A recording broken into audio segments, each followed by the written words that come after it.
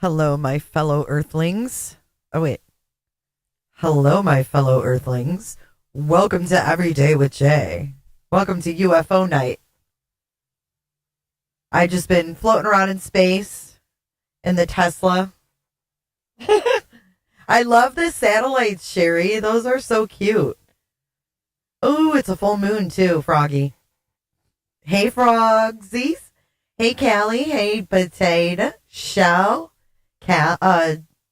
Sin. Sorry, my eyes are playing tricks on me. Diana, the lovely Diana. Hello, hello. I got all decked out for you guys tonight. Jay's using a voice changer. I fucking knew it. Wait, what sound? I'm not supposed to sound bad. Do I sound bad? Do I sound like an alien?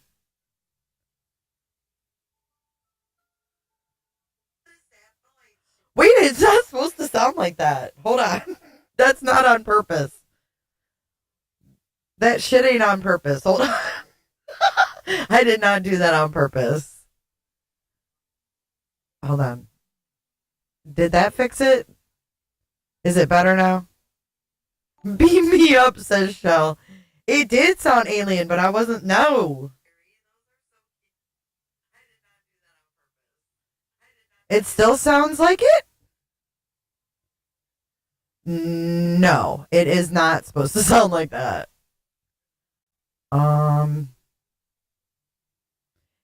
The aliens took over on their own because no, it's not. It's not. Is it any better now? Why does this happen every time? What?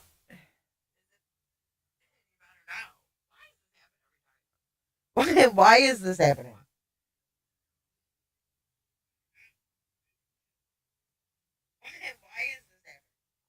Amy, I don't know. I sound like an alien. What the fuck? Am I in both of your ears now? Tammy, I can't.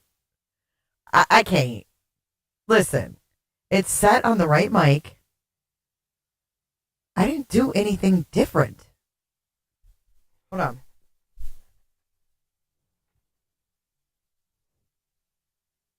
Is it still alien?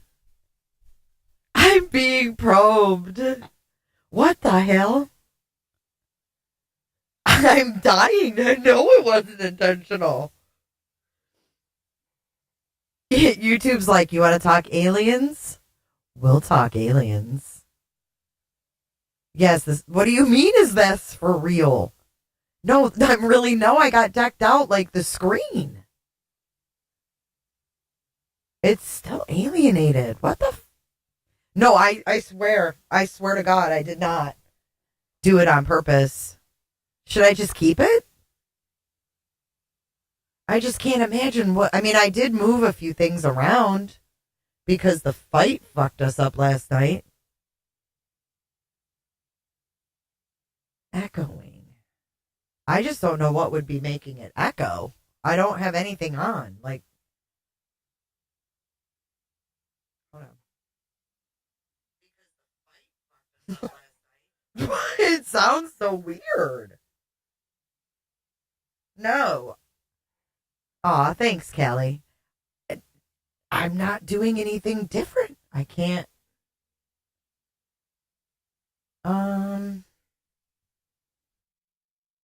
Is it this? Hello, hello. It's cool. You like it? No, I did. When I saw someone say Jay has a voice changer, I knew it. I was like, what? It's just weird. I can't imagine what is making it do that. Jay has left planet Earth for alien world. Darcy, help! Thank you for your super chat. No, it's perplexing me because I don't know what could be making it sound like that. It's never done that before. Harmon says, let's go. I like your voice no matter what. I guess if it's not going to be annoying. The aliens aren't happy with me. Pearl says, we all thought you meant to do it, so just roll with it. Okay. I think it's hilarious. I was like, wait, what? All right, we'll keep it for this stream. I'll figure it out later. Jay's a lizard person. It's just wild. We're covering this topic, and then I come on sounding like an alien. I didn't download a voice changer. I know I said I was going to check it out, but I haven't even downloaded anything weird. Arrow, I'm glad you said that. I would have never known. Actually, it would have been funny if you never said that because I would have just kept rolling and then I would have heard it later and been like, what? Gosh, I know. Maybe I shouldn't do the stream. Look at, he keeps popping up. That's what I meant by decked out. Hey, what's up, Aaron? Nash. Hey, Lucky. Darcy. Party of one. Bubbles. Casper. Oh, Mork from York. Mork from Ork. Nanu. Can you guys do the Nanu? Try out voice mods. I'll check it out, Vestiges. I just don't know why I'm sounding like this tonight. I did I created a whole new stream on OBS so that I could make this background and stuff, but my background's not even moving. Oh, there it goes. I was going to say something's funky. Jay is coming to us live from another galaxy. Feels like it. Oh, I love those, Sherry, the little space invaders. Pearl, I don't know what planet I'm on, girl. But why don't you come along with me? Yeah, I know I feel like something's like short. I moved things around, but it's just bugging me. That's all. But anyways, so tonight, let's get into it because this is 2 hours long, but we're going to try it on a little bit fast speed just to see. But this is I'll tell you exactly what it is. The U.S. Congress discusses unidentified anomalous phenomena, also known as UFOs. This was last Wednesday in Washington, D.C. And I think it gets pretty heated. So let's get into it. This guy looks like an alien himself. Is he peeking over her shoulder trying to look at him. Let me see those confidential UFO files, he says. All right. Get your tinfoil hats on. Make sure they're on snugly. We're going to start on our journey. Right meow.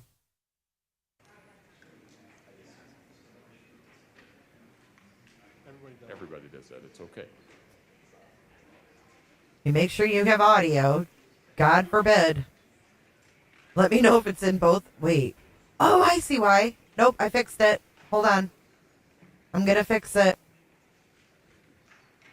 Oh, gosh. How do I get rid of it?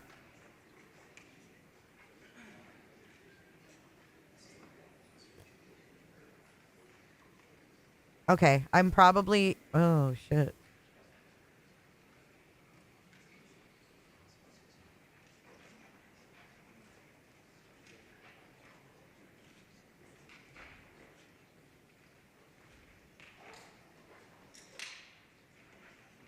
Hello, hello. You should only hear me sounding normal now.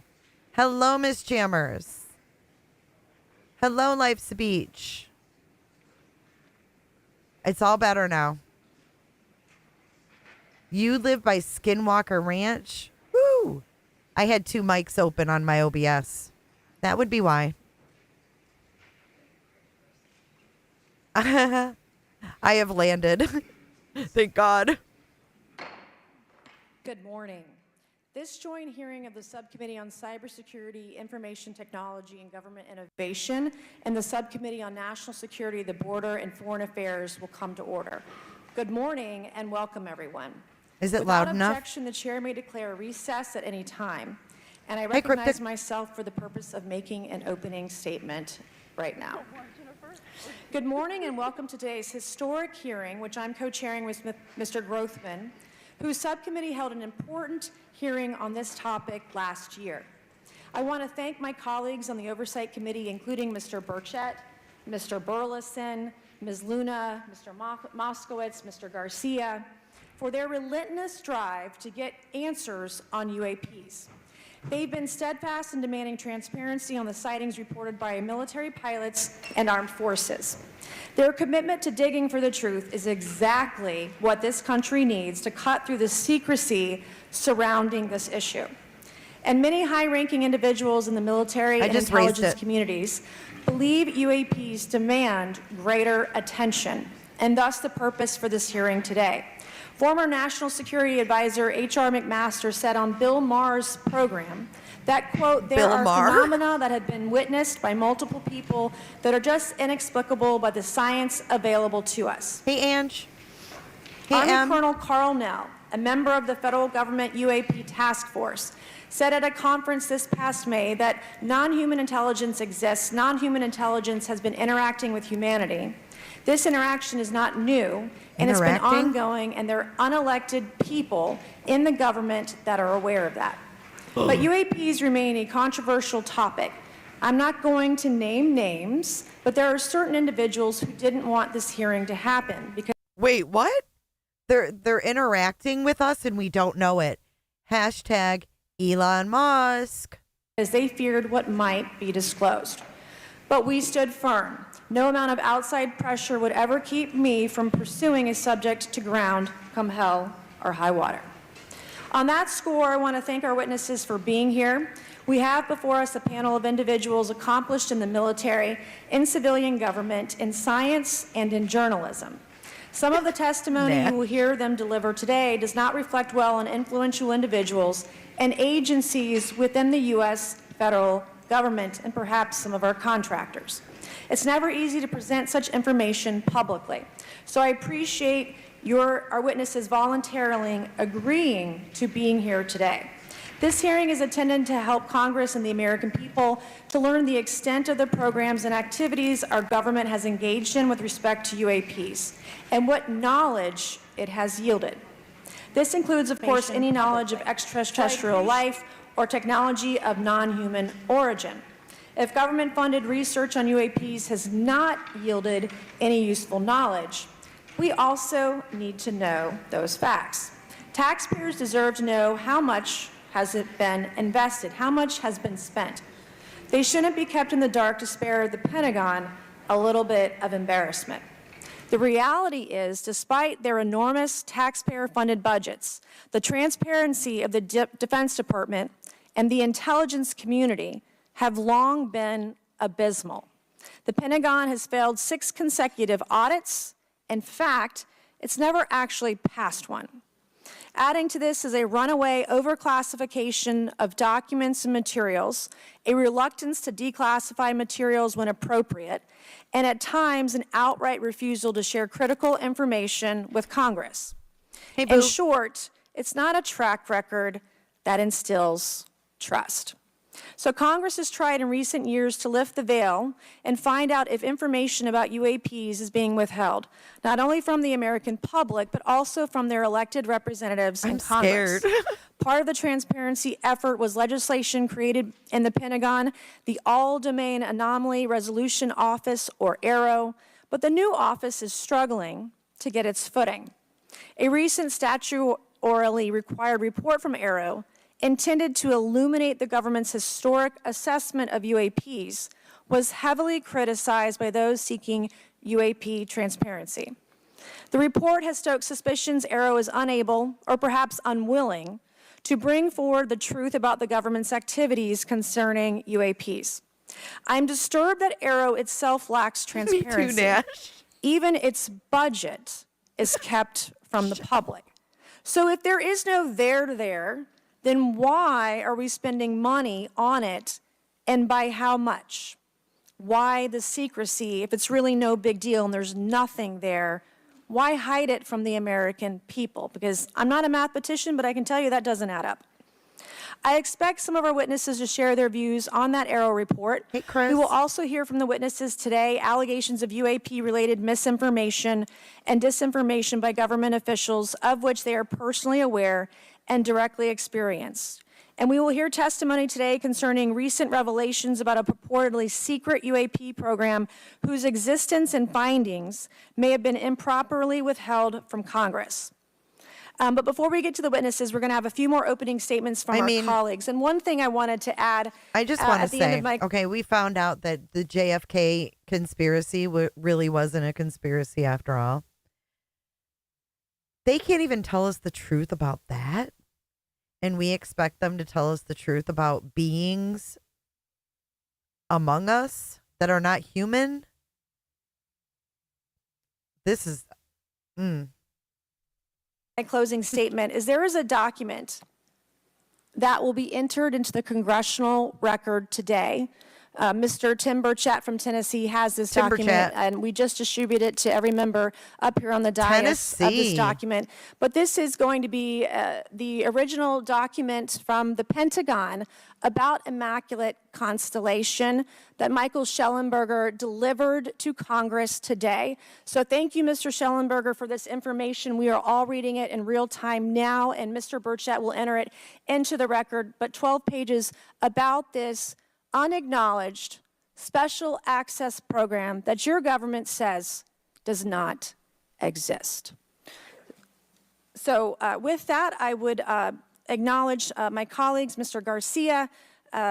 I want to say, first of all, to Mr. Connolly, who cannot be here today, the ranking member on my subcommittee on cybersecurity, I want to say that I was greatly saddened to hear about the recent news of Mr. Connolly's cancer diagnosis, and I want to convey to him and to all of our colleagues, we wish our very best to you and a full and speedy recovery. And with that, I would acknowledge Mr. Garcia for 5 minutes. Thank you. Thank you very much, Chairwoman. I want to thank the Chairwoman and the Chairman both for their continued support and really treating this discussion and these hearings in a way that's bipartisan. I think one thing that's very important for all of us that are interested in the conversation around UAPs is that this is an area that both Republicans and Democrats, where we may disagree in a lot of other spaces, this is an area where bipartisanship is really important. And in fact, I would add it's critical that we all continue to work together in a way that moves forward with the truth and important disclosure. So we're here to have a bipartisan and serious conversation, I believe, about our national security. We should always ground these conversations in facts, evidence, and the data in front of us.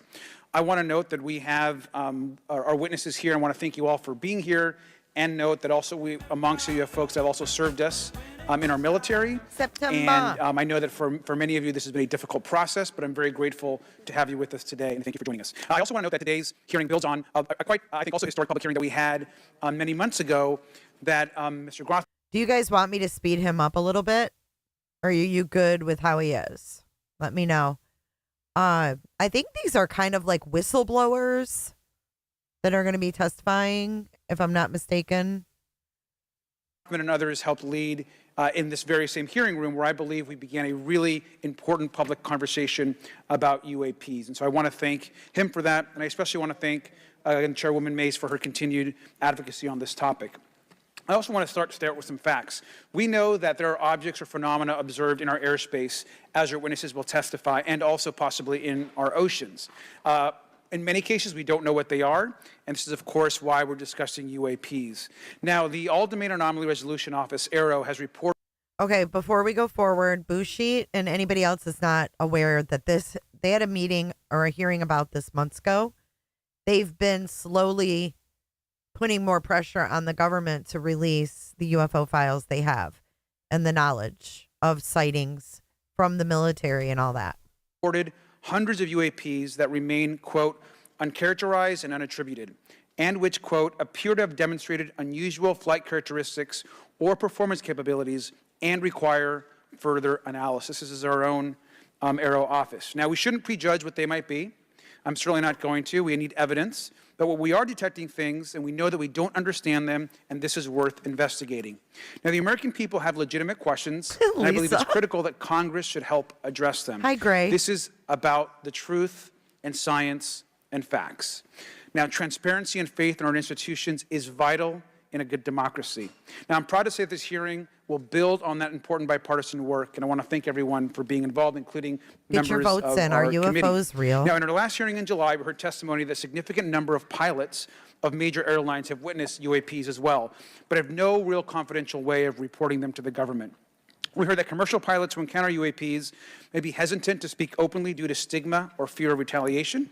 We also know that AARO has reported that, and I want to quote, that most reports still reflect a bias towards restricted military airspace, a result of reporting from military personnel and sensors present in such areas. And so the lack of ability for civilian pilots raises real safety concerns and limits our ability to understand UAPs. This is a particular piece of this conversation that I am very interested in.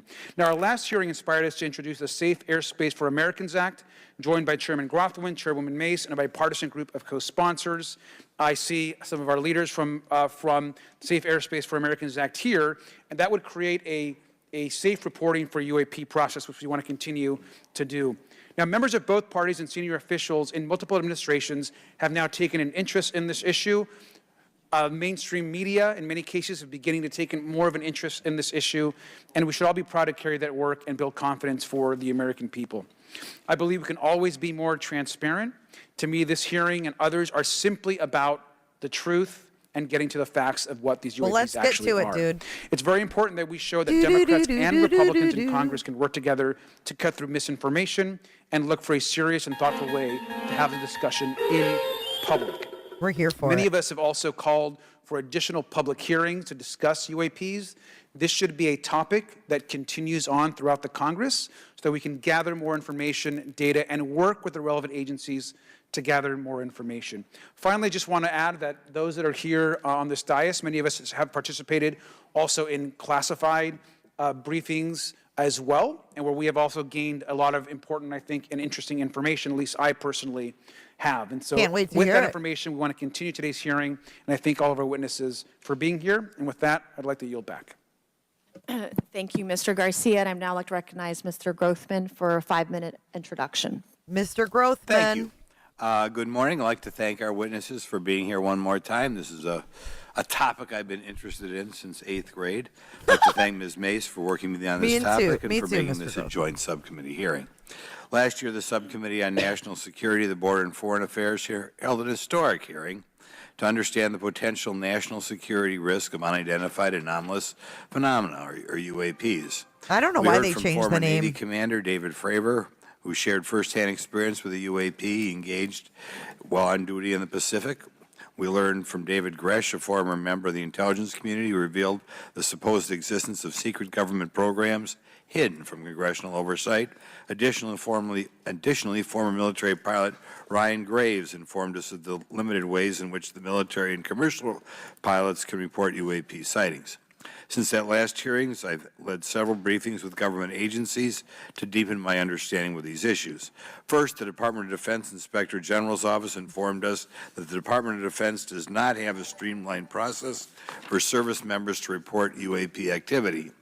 Since then, the Joint Chiefs have implemented standards for UAP reporting across the services. The Intelligence Community Inspector General informed us that whistleblowers often fear retaliation for reporting mismanagement of highly sensitive government projects or information. Finally, AARO has expressed to the committee that, like any other federal government agency, it's faced challenges in its establishment, specifically in hiring staff to manage UAP historical records and coordinating with other federal agencies. While these agencies have been helpful to us in understanding the challenges that come from collecting UAP data, none of them have been able to substantiate the claims made at this hearing last year by David Grush. Despite our committee members endlessly questioning these agencies inside and outside of a skiff, I hope our witnesses today will be able to provide evidence and content that is worthwhile to our pursuits of eliminating government waste, increasing transparency. To help alleviate some of the roadblocks, I'm supportive of measures that were included in last year's National Defense Authorization Act to increase transparency and improve record-keeping measures when it comes to UAPs. But I believe there's still more work to go. I co-led the Safe Airspace for Americans Act with Ranking Member Garcia, which requires the Federal Aviation Administration to develop procedures to collect UAP data from civilian aviators. I look forward to working with members of Congress to see that this legislation and other UAP legislation crosses the finish line. I'm deeply alarmed by the reporting of the massive drone swarm that flew over Langley Air Force Base in Virginia last December. Langley is the home of the 1st Fighter Wing, which maintains half of the F-22s in the U.S. Air Force inventory. Reports of this incident indicate these drones were roughly 20 feet long, flying more than 100 miles an hour at an altitude of over 3,000 feet. What? Say what? Put a 1 if you've heard about this drone fleet he's talking about. But yeah, you got to get your tinfoil hat, Truth. What? A 20-foot long drone and a bunch of them? Is this not crazy?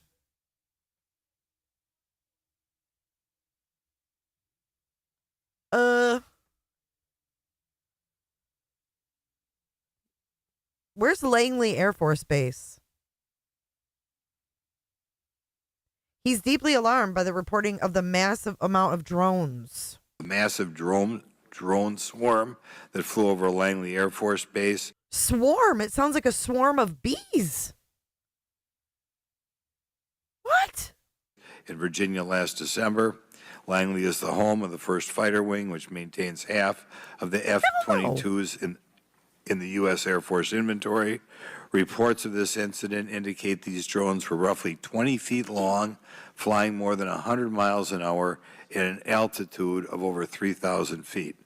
Yet the origin of these drones and their operators remains a mystery. What the fuck? What? Virginia. Whoa. Was Julia flying them? Elevated Truth says, anyone have some extra tinfoil? My head is too big for what I have. You do have a big melon, Truth. I'm just kidding. Just giving you a hard time. If you have any spares, any scraps of your foil, hand it over to Truth's way. And pass that doobie he's smoking while you're at it.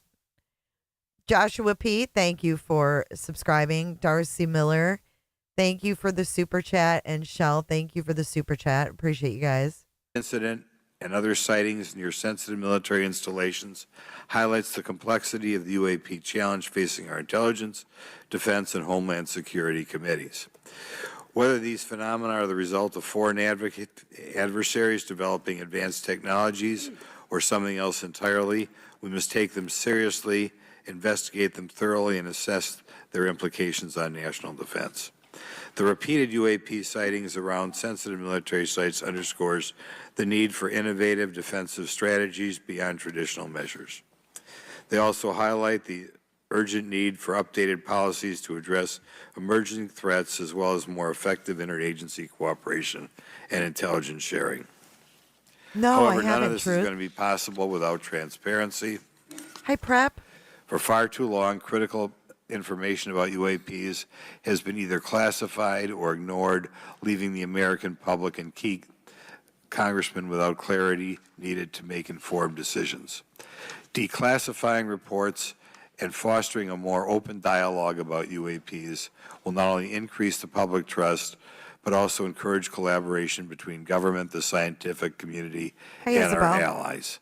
Quite frankly, there's been things that have been kept secret that is, I think, old enough that there is no reason it shouldn't be released. Oh, absolutely, I'm with regardless you. of any so-called,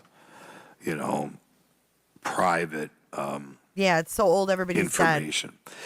A transparent approach Bring it will all allow in. us to share insights, identify patterns, and develop new strategic defenses. As we continue to investigate these phenomena, we must do so with a mindset of protecting our country, advancing scientific discovery, and upholding the trust of the American people, who right now I don't think have trust, and it's just obvious. I don't have trust. We cannot shy away from the unknown, especially when the stakes are so high. I look forward to discussing these matters with the witnesses today. I'm hopeful we can learn from the testimony and come out of this hearing with actionable ideas to advance UAP transparency. Actually, the idea is just to Thank say, you, Flo. in my mind, go back 15 years and everything has to be released. Flo I'm gifted hopeful that that we arrow. can learn from their testimony and come out of this hearing. Thank you, Flo. And with that, I yield back. Thank you. I'll now recognize Mr. Moskowitz for a 5-minute introduction. Thank you, Chairwoman. Good morning, everyone. I first want to thank the chairs and ranking members for holding the hearing today on this topic, and No, again, it'll get having more. a second It'll get more hearing. interesting, Nash. I want to thank When they start to ask questions, then it's going to get more interesting. But we have to get through this first. But it's giving you background to the past hearings that they've already had and the stuff they've talked about. What up, Richard? Yes, fun stuff tonight. Hey, B. Everybody joining? Thank you so much for being here. Hit that like button. the witnesses for coming forward today to share your expertise on UAPs and the need to build trust through transparency. But first, I want to mention, you might be wondering why Chairman Comer has allowed me to be a ranking member today, but it's really only because our dear friend, Jerry Connolly, is not here.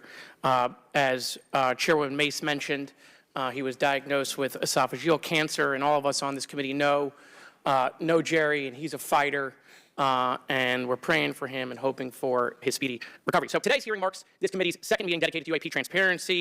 Hey, Benny, good to see you. I'm not having call-ins tonight, but Benny, I would love for you to call in again. Usually Wednesday nights are call-ins, but if you ever have an idea or you want to do a show, you can always shoot me an email.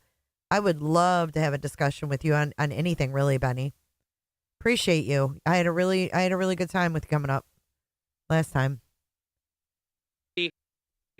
I was pleased, as I know all of us are, on the bipartisanship that existed in last year's hearing, and even though we can't talk about what happens in the classified settings, the bipartisanship that has existed in those settings with the questions members have asked. So they also have classified settings that we're not privy to. So they do these hearings, we get little bits, and then they go in these classified hearings that they can't talk about, which is bullshit. But everybody give a big Cooters salute to your fellow Cooters. Thank you for joining. You Cooters have a new emoji tonight. It is actually the Cooters salute. So go ahead and make use of that. Last year's hearing was a great example of open dialogue about UAPs, and we must remain committed to sharing information with the American people. And I think you see that commitment based on the people here and the commitment across the political spectrum. I personally have worked with multiple members of this committee, but I want to particularly thank Congressman Burchett, Mace, Luna, and Garcia for working on bipartisan pieces of legislation. In recent years, Congress has taken numerous bipartisan steps towards greater transparency. In 2022, in the NDAA, we created the All-Domain Anomaly Resolution Office to investigate unidentified flying objects. Following Aero, along with ODNI, released an unclassified report on UAP sightings. Thank Of you, the Flo. 366 sightings included in the report, 171 remain uncharacterized, with some of these appearing to have demonstrated unusual flight characteristics or performance capabilities. That's a nice way of saying we don't want to tell you what they are. In March, ARROW revealed a report on the historical record of U.S. government involvement with UAPs, which covered investigatory efforts going back from 1945 to the present day. Earlier this year, I joined Congressman Burchett to introduce the UAP Transparency Act, which would require the declassification of all documents related to UAPs with many other members of this committee. In fiscal year 2024, the NDA required the National Archives and Records Administration to establish the unidentified anomalous phenomena records collection. This collection will include digital copies of all unidentified UAP records that can be publicly disclosed. This commitment in transparency is vitally important, and unnecessary overclassification has led to a void of information, which has allowed theories over the decades to foster. When the American people and members of Congress ask, are reports of UAPs credible, we're met with stonewalling. We're met with responses of I can't tell you, and in fact, we're met with people not wanting us to have hearings. We're met with people not wanting us to ask you questions. In fact, many of us were told not to ask some of you certain questions on certain topics. Yes, Potato, I do. In a time of heightened distrust of our government institutions, I believe more transparency is not only needed, but is possible. And obviously, we can respect national security limits, but we also have to provide our constituents with the information and oversight that they have tasked us for. Hey, April. As part of this, government agencies must maintain open lines of communication with members of Congress. And there are regular questions that Americans have. What are UAPs? Are they real? Are they ours? How has this technology been developed? How do they get funded? Right? And now we've seen this has gone from a long time ago where you could discredit people because it's some guy living in a Winnebago. You're able to see people now, these are pilots, these are military, these are folks with serious backgrounds. This has changed the face of this because now we have video. People will have questions. We know there are advanced technology programs. Almost 15 years ago, one of those came out of Area 51 to go after Osama bin Laden. And the only reason we know about that is because one of those helicopters was downed. Americans have questions about whistleblowers who have come forward to talk about retribution. And so I want to thank everyone for being involved today on trying to get more transparency. This has been bipartisan, bicameral. And as we get into a new administration, the president-elect has talked about opportunities to declassify information on UAPs, and I hope he lives up to that promise. And with that, I give back. Trump says he's going to release thank you, Mr. classified documents. Moskowitz, and I would now, committee staff asked me to go ahead and I will do it, to enter into the congressional record this 12-page document that Michael Shellenberger brought today that describes the Immaculate Constellation government program. So we will do that. Immaculate Constellation. Now, every member up here has a copy of it. The first section talks about the unacknowledged special access program called Immaculate Constellation, and the second section about USG imagery intelligence. And Representative Luna just told me if I say Immaculate Constellation, I'll be on some list, maybe a FISA warrant. So come at me, bro, I guess. But oh my God! Without objection, entered in the record. Are we watching our government? She just said, come at me, bro. Immaculate Constellation. Constellation, I'll be on some list. Maybe a FISA warrant, so come at me, bro, I guess. But without objection. The whole place freaking laughed. Entered in the record. All right, so next we will introduce our witnesses for today's hearing. Thank you so much for being here. Our first witness is retired Rear Admiral Tim Gallaudet, who retired from the U.S. Navy and is now the Chief Executive Officer at Ocean STL Consulting. Our second witness is Mr. Lou Elizondo, a former Department of Defense official and author of a recent bestseller book about UAPs. Our third witness is Mr. Michael Shellenberger, founder of the newsletter Public and author of a recent journalistic piece about special access programs, including one widely identified as Immaculate Constellation. I swear the staff wants me on a list. Okay. And our last witness today is Mr. Michael Gold, a former NASA official who is also a member of the NASA UAP Independent Study Team. Welcome, everyone. We are pleased to have you today. Pursuant to Committee Rule 9G, the witnesses will please stand and raise your right hands. This is where it gets real. Do you solemnly swear to affirm that the testimony that you are about to give is the truth, the whole truth, and nothing but the truth, so help you God? Let the record show that the witnesses all answered in the affirmative.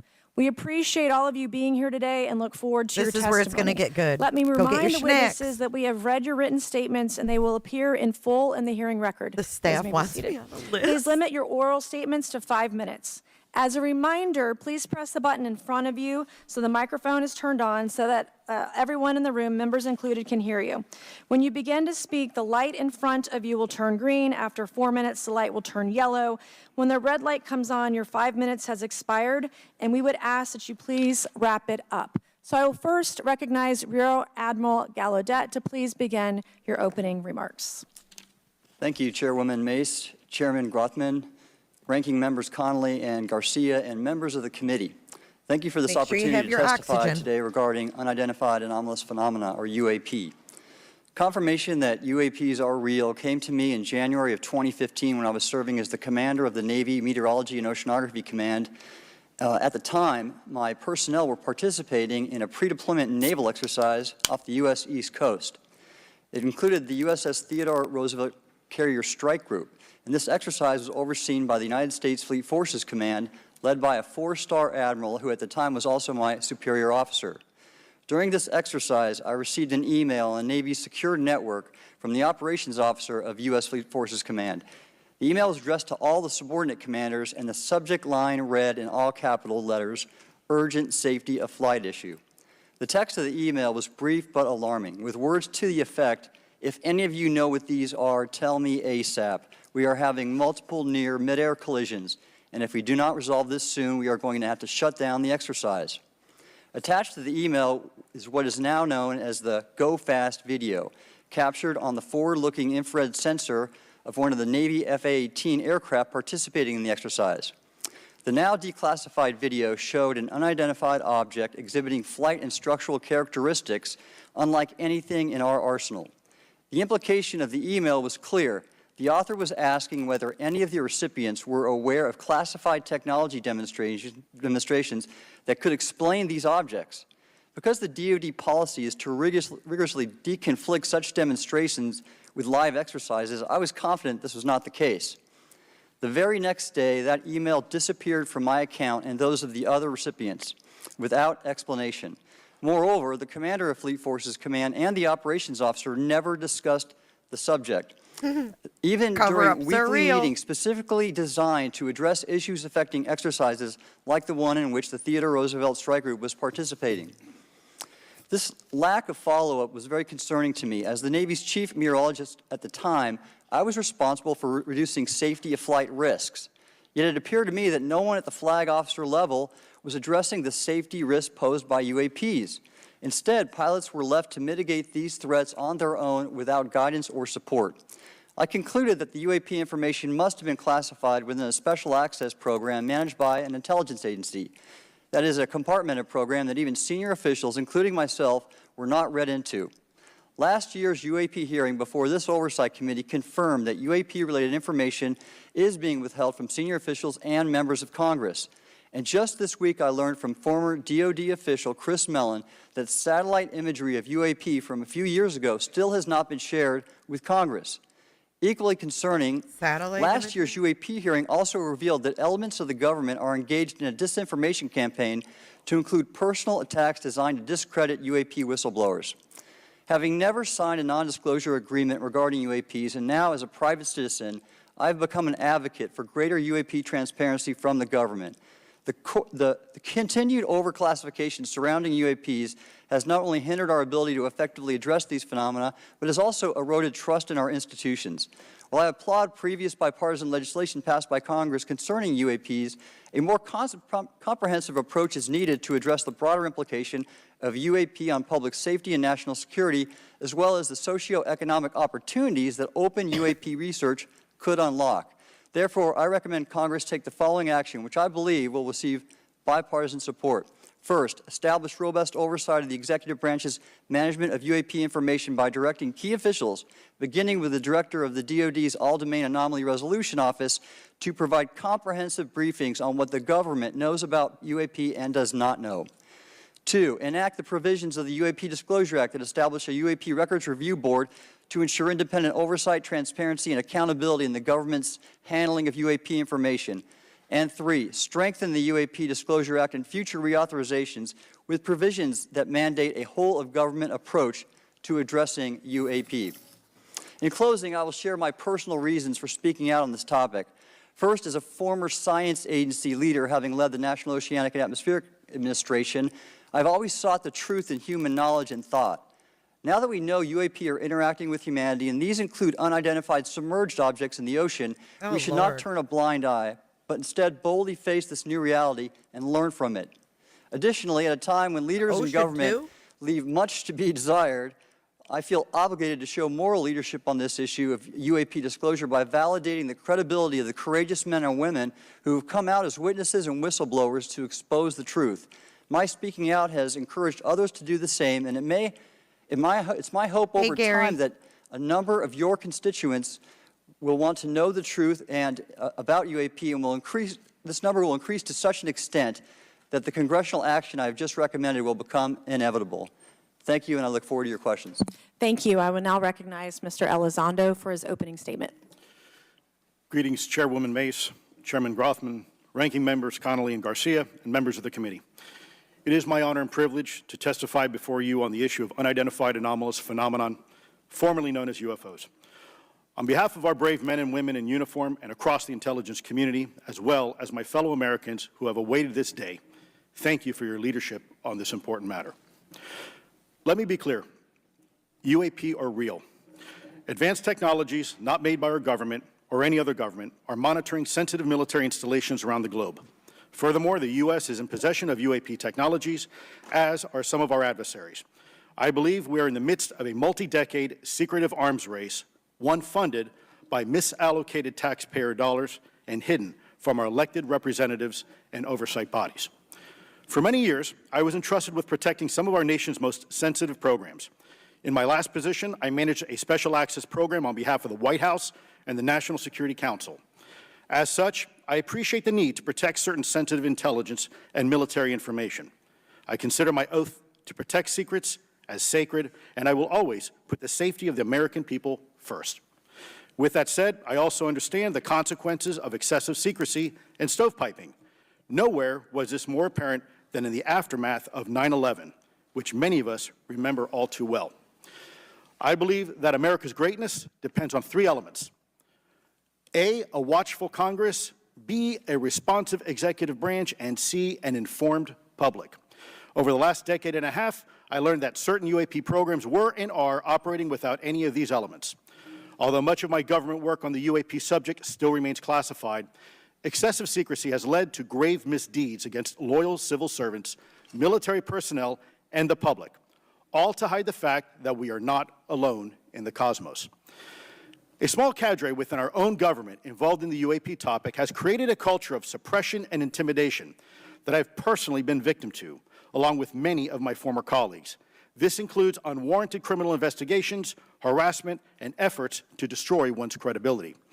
Most Americans would be shocked to learn that the Pentagon's very own Public Affairs Office openly employs a professional psychological operations officer as the singular point of contact for any UAP-related inquiries from citizens and the media. This is unacceptable. Many of my former colleagues and I have provided classified testimony to both the Department of Defense and the Intelligence Community Inspector General, and many of us have subsequently been targeted by this cabal with threats to our careers, our security clearances, and even our lives. This is not hyperbole, but a genuine fact, and this is wrong. To fix these problems, I propose three principal actions. First, Congress and the President should create a single point of contact responsible for a whole-of-government approach to the UAP issue. Currently, the White House, CIA, NASA, the Pentagon, Department of Energy, and others play a role, but no one seems to be in charge, leading to unchecked power and corruption. Second, we need a national UAP strategy that will promote transparency and help restore the American public's trust at a time when the public's trust is at an all-time low. This strategy should include a whole-of-government approach, including the academic and scientific communities, the private sector, and our international partners and allies. Third, Congress should create a protected environment so whistleblowers desperate to do the right thing can come forward without fear. As it currently stands, these whistleblowers suffer because of stigma, a code of silence, and concerns about retaliation. These whistleblowers should be encouraged to come forward in ways that protect them against any forms of retaliation. Policies and procedures should ensure that protection, and for those who refuse to cooperate, it is up to the members of this committee and the other lawmakers to wield their subpoena power against hostile witnesses and prevent additional government funding to those UAP efforts that remain hidden from congressional oversight. Regular In closing, speed, too, B. we as Americans have never been afraid of a challenge. In fact, we thrive on them. Hey, Cricket. Whether it's eradicating polio or going to the moon, we don't run from a challenge, we take it head on. To the incoming administration and Congress, I say to you, we need immediate public transparency. And this hearing is an important step on that journey. If Half we of approach you the think UAP he's an topic in the alien? same way as we Holy as shit. Americans have met other challenges, we can restore our faith in our government institutions. Together, we can usher in a new era of accountable government and scientific discovery. I believe that we as Americans can handle the truth, and I also believe the world deserves the truth. Thank you, esteemed members of Congress, for your time today. It is profoundly appreciated by many. Thank you. I ask unanimous consent for Representatives Ogles of Tennessee and Boebert of Colorado to be waived onto the subcommittee for today's joint subcommittee hearing for the purpose of asking questions. Without objection, so ordered. I would now like to recognize Mr. Shellenberger for his introductory remarks. Chairwoman Mace, Chairman Grothman, Ranking Member Connolly, Ranking Member Garcia, members of the subcommittees, thank you for inviting my testimony. One of Congress's most important responsibilities is oversight of the executive branch in general and the military and intelligence community in particular. Unfortunately, there is a growing body of evidence that the U.S. government is not being transparent about what it knows about unidentified anomalous phenomena, and that elements within the military and the IC are in violation of their constitutional duty to notify Congress of their operations. President-elect Donald Trump and former President Barack Obama have both said that the government has information about UAPs that it has not released. Release that-ish. There are other explanations for UAPs than that they represent a new form of life or non-human life. Current dominant alternative theories, including those put forward by AARO, are that UAPs are some kind of natural phenomena we don't yet understand, like ball lightning or plasma. They could also be part of some new U.S. or foreign government weapons programs, such as drones, aircraft, balloons, CGI, hoaxes, or birds. Whatever UAPs are, Congress must be informed, as must the people of the United States. We have a right to know what UAPs are, no matter what they are. However, we now have existing and former U.S. government officials who have told Congress that AARO and the Pentagon have broken the law by not revealing a significant body of information about UAPs, including military intelligence databases that have evidence of their existence as physical craft. Lorena Bobbitt. One of those individuals is a current or former U.S. government official acting as a UAP whistleblower. This person has written a report. This is the report that says the executive branch has been managing UAP, NHI issues without congressional knowledge, oversight, or authorization for some time, quite possibly decades. Furthermore, these individuals have revealed the name of an active and highly secretive DoD unacknowledged special access program, or USAP. The source of that document told me, that the USAP is a strategic intelligence program that is part of the U.S. military family of long-standing, highly sensitive programs dealing with various aspects of the UAP problem. The new UAP whistleblower claims that the U.S. military and IC database includes videos and images taken using infrared, forward-looking infrared, full-motion video, and still photography. The report that was just shared with Congress says Immaculate Constellation serves as a central or parent USAP that consolidates observations of UAPs by both tasked and untasked collection platforms. Immaculate Constellation includes high-quality imagery intelligence and measurement and signature intelligence of UAPs, the whistleblower's report adds. The sources of this intelligence are a blend of directed and incidental collection capabilities, positioned in low Earth orbit, the upper atmosphere, as well as military and civilian aviation altitudes and maritime environments. The report to Congress details in detail various UAPs, including spheres, orbs, disks, saucers, ovals, triangles, boomerang, arrowhead, and irregular organic. The report describes various incidents found in the human intelligence databases. One involved orbs surrounding and forcing an F-22 out of its patrol area. In another incident, the crew of a Navy aircraft carrier watched a small orange-red sphere rapidly descend from a high altitude of 100 to 200 yards directly above the flight deck of the CVN, or aircraft carrier. Non. His facial hair And looks since so my non. reporting on this Immaculate constellation last month, another source came forward who told me that they saw a roughly 13-minute-long, high-definition, full-color video of a white orb UAP coming out of the ocean approximately 20 miles off the coast of Kuwait. It was filmed from a helicopter. Then halfway through the video, the person said the orb is joined by another orb that briefly comes into the frame from the left before rapidly moving again out of the frame. The person discovered the video on SIPR, the Secure Internet Protocol Router Network, which the DoD uses to transmit classified information. A leading UAP researcher who utilizes the Freedom of Information Act to find out what the government knows, John Greenwald, told me last year that the U.S. government had been increasingly denying his requests for UAP information. He has been doing FOIA requests for 27 years and has an archive of 3 million pages. The government has for decades denied any interest in UFOs, he told me, but the documents that he has assembled show that behind the scenes it was a completely different story. Contrary to the hopes of many advocates of transparency, the government has been restricting more information since the leak of 3 UAP videos in 2017. The DoD organization AARO has been labeling many documents with a B7 exemption, which Greenwald says does not make any sense. They're stating that anything AARO does is involved in law enforcement investigation, which allows AARO to not release it. Greenwald says that the DoD has denied the existence of a UAP and ATIP-related records on multiple occasions, only to acknowledge them after an appeal was filed. He added that the Naval Air Systems Command in March 2022 stated they found no additional UAP videos. It seemed strange that they had 3 and only those 3, but other requests had been filed by the Black Vault, that's John Greenwald's group, to seek out more places UAPs might be hiding. Then in September 2022, the Navy admitted that the UAP-related videos and photographs existed, but denied the request in full for their release, saying that the requested videos contain sensitive information that are classified and exempt from disclosure. The DoD will deny things on a Monday and then admit to it on a Friday, said Greenwald. He said the government can and does release videos that protect secret methods of capturing it. They fall back on the sensitive platform excuse a lot, he said. However, the on-screen information can be blurred and scrubbed. The metadata can be removed. I'll show you this example here. This is a presentation from the UATP task force. This is completely absurd. It's nuts, this level of censorship, of redaction on a document. It shows the redaction of how many reports they've collected, for how many years. 2 of the 3 potential explanations are blacked out. The Pentagon, the intelligence community is treating us like children. It's time for us to know the truth about this. I think that we can handle it. Amen. Thank you very much.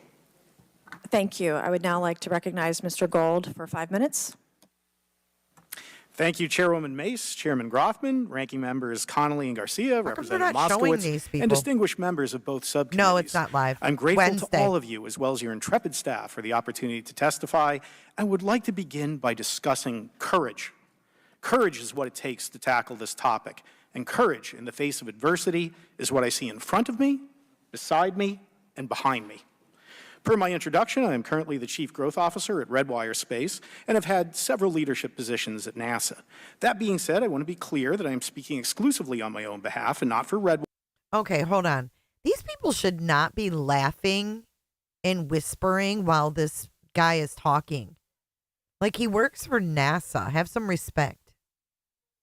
NASA, or any other organization. However, I am here today to speak out for science. Science requires data, which should be collected without bias or prejudice. Yet, whenever the topic of UAP arises, those who wish to explore the phenomena are often confronted with resistance and ridicule. For example, members of the NASA UAP Independent Study Team, particularly those in academia, were mocked and even threatened for simply having the temerity to engage in the study of UAP.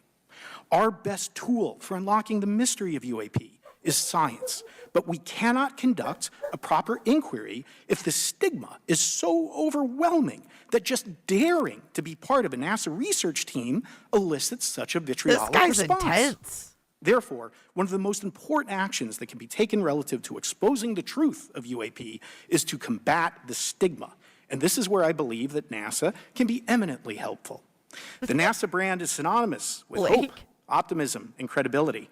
If you were to take a walk down the National Mall, you would immediately see the NASA logo on T-shirts, hats, and bumper stickers. Few federal agencies enjoy this kind of popularity. I've never seen anyone wearing an Office of Personnel Management T-shirt, which is why NASA could play such an influential role. Specifically, NASA— Wait a minute, what? He got a chuckle out of the crowd again. Go down to the National Mall and you see people wearing NASA shit. What? In other words, we can make a lot of money. And in other words, this is a money maker, boy. Why doesn't he just say it? Fucking merch. If you were to take a walk down the National Mall, you would immediately see the NASA logo on T-shirts, hats, and bumper stickers. We want alien Few federal T-shirts. agencies enjoy this kind of popularity. I've never seen anyone wearing an Office of Personnel Management T-shirt, which is why NASA could play such an influential role. Specifically, NASA could, with relatively little cost and effort, host symposia on UAP, or even just participate in existing panels examining the topic. NASA personnel stepping forward and participating in such discussions would make a powerful statement to the scientific community that UAP should be taken seriously and researched accordingly.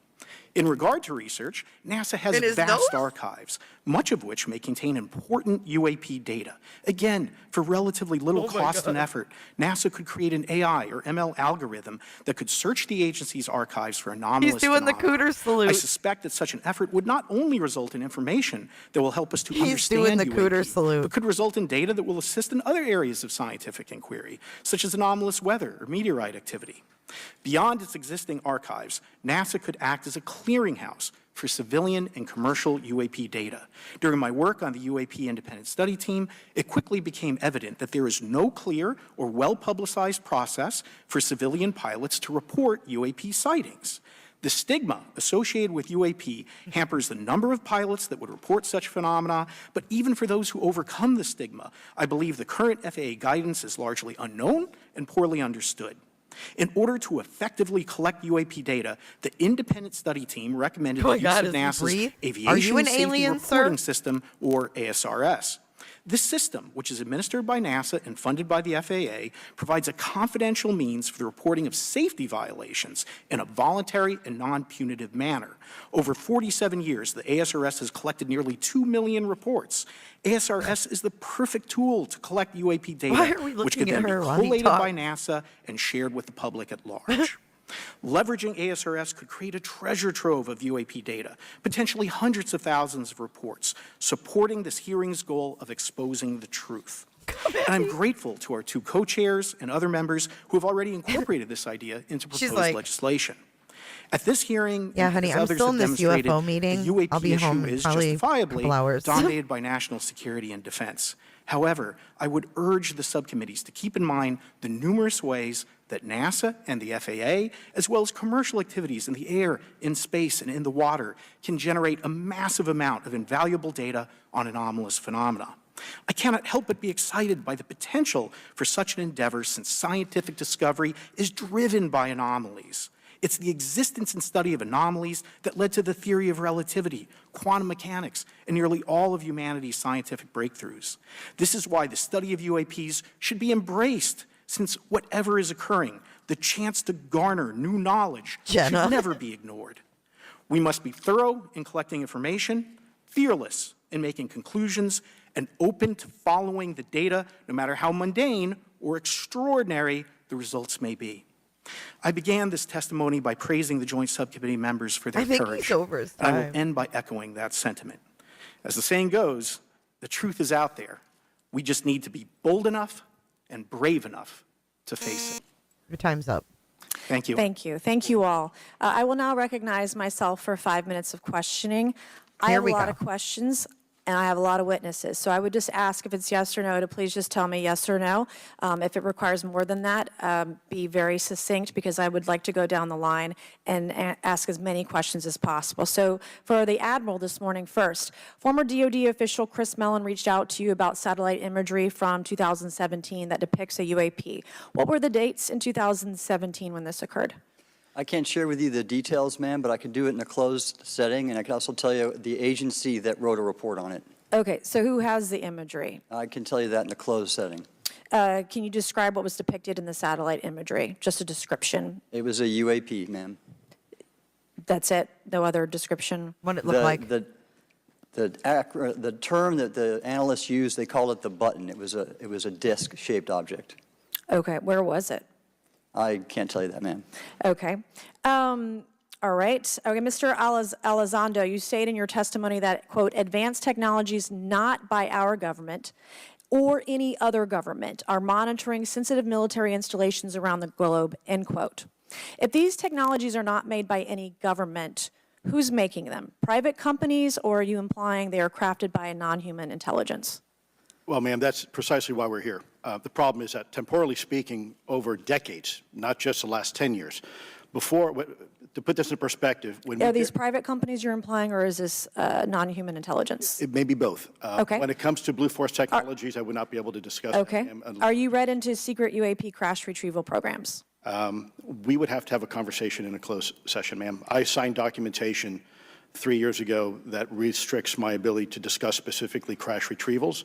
I submitted for my book through the DOPSR process, which took a year for it to be reviewed. And what is in the book is what I was told I'm allowed to talk about. Has the government conducted secret UAP crash retrieval programs, yes or no? Yes. Okay, were they designed to identify and reverse engineer alien craft, yes or no? Yes. Does the U.S. government have any reverse, okay, we already answered that question about retrieval programs. Do any U.S. contractors have the same? I would prefer to address that in a closed session, ma'am. Okay. In your book, you mentioned government employees who've been injured by UAPs, placed on leave, and receiving government compensation for their injuries. Is that correct? That is correct. How can the government deny we have recovered craft if they're paying people because they've been injured by recovered craft? Ma'am, that's a great question. That's why I think we're here again, because I've seen the documentation by the U.S. government for several of these individuals who have sustained injuries as a result of a UAP incident. What kind of injuries? It's a crazy idea, right? The hypocrisy and the logic. Okay, Mr. Shellenberger, I'm going to say it again to be very clear. Immaculate constellation. What's its mission and how are they funded? Its mission is to, as I stated, its mission is to, it's an unacknowledged special access program. Its mission is to document UAPs. Okay, and do you, for your story and your report, do you have more than one credible source? I do. Sourcing, okay. I do. And then why do you believe your sources to be credible? How do you judge the veracity of the documentation you've been provided about this program?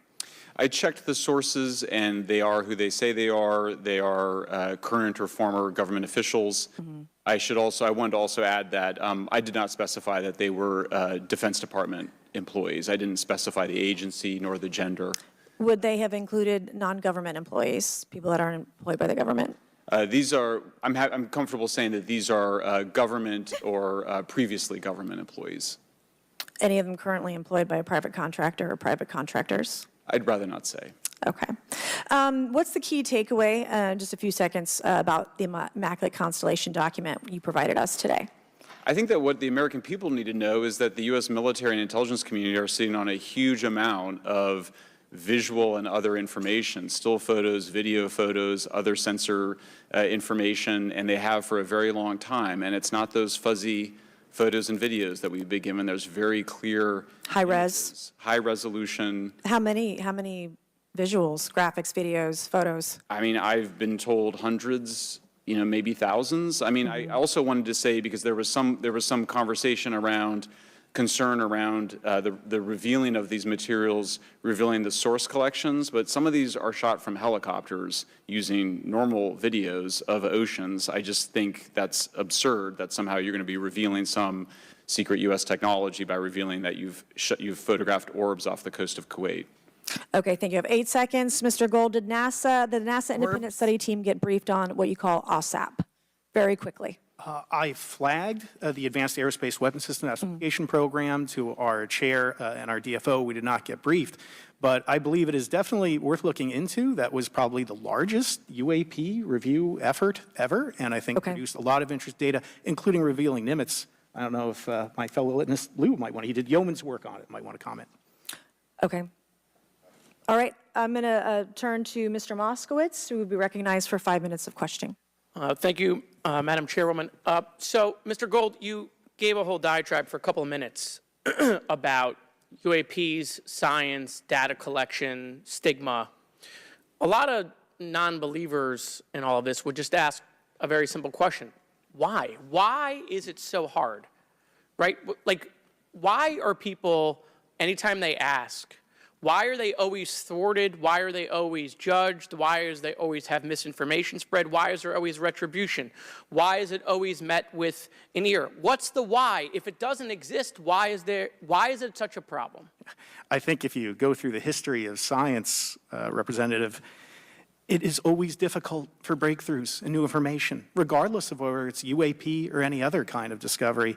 And in science, we're supposed to be open, but when you break with the orthodoxy of what's believed, whether it's Galileo saying that the Earth doesn't rotate or the Earth rotates around the sun or the sun doesn't rotate around the Earth, it's always challenging for new beliefs. And the more extraordinary those discoveries, the more extraordinary those new beliefs, it's very difficult. So I think this is natural. There's natural conservatism that when it comes to science, but this issue in particular has been very difficult where, again, even to attempt to study it becomes problematic. But every hearing like this, every news report, every video, documentaries, I was privileged to be a part of something Dan Fair is putting together. I think many of us have interviewed for it, documentary over 30 different government officials. Every brick in the wall will help get us closer to getting to the truth. I appreciate that. Mr. Elizondo, did I have that correct? Sir. I'm a recovering lawyer, so I'm going to put my hat on for a second. You said you signed a document. Love that. Who gave that to you? The U.S. government, sir. Okay, you have a copy of it? It is stored in a SCIF right now. I do not have possession of it. The U.S. government does. What department of the U.S. government gave you this document? I will say the Department of Defense. Unfortunately, I can't say in this forum much more than that. You specifically said the document said you can't talk about crash retrieval. Well, you know, you can't talk about Fight Club if there's no Fight Club. Correct. Okay, I'm just making an observation. Yes, sir. So that document that you signed, that you said exists, specifically said you can't talk about crash retrieval. Correct, sir. It was a limitation on what because already I'd been speaking publicly about the topic, and so the document said you can continue saying X, Y, Z, but you cannot discuss the topic. When you of crash give retrievals. me the atmosphere of signing this document. You're in a room by yourself? I'm in a SCIF with a security officer, sir. Just one-on-one? Anybody else? There may have been an assistant as well. It was in a SCIF within a Department of Defense facility. Give me your background real quick. My background is I went to school to study microbiology and immunology, entered into the U.S. Army, and after a very short stint in military intelligence, I became a counterintelligence special agent. As a civilian, later on I became a special agent in charge, running investigations in counterterrorism and counterespionage primarily, with some experience in counterinsurgency and counternarcotics. And then in 2009 timeframe, when I came back to the Pentagon after a tour with the Director of National Intelligence, I quickly became part of a program that was originally called OSAP that evolved into the program now called ATIP, which is where those videos that we now see, the Go Fast, the Gimbal, the FLIR. Did he say ATIP? Just ATIP? Wait, hold on. All these credentials, I was like, wait a minute. Are we sure this isn't Julia sitting in this chair talking? I was like, I could have sworn these were all the same credentials that Julia told me she had. Listen again. This sounds like Julia. Intelligence. I became a counterintelligence special agent.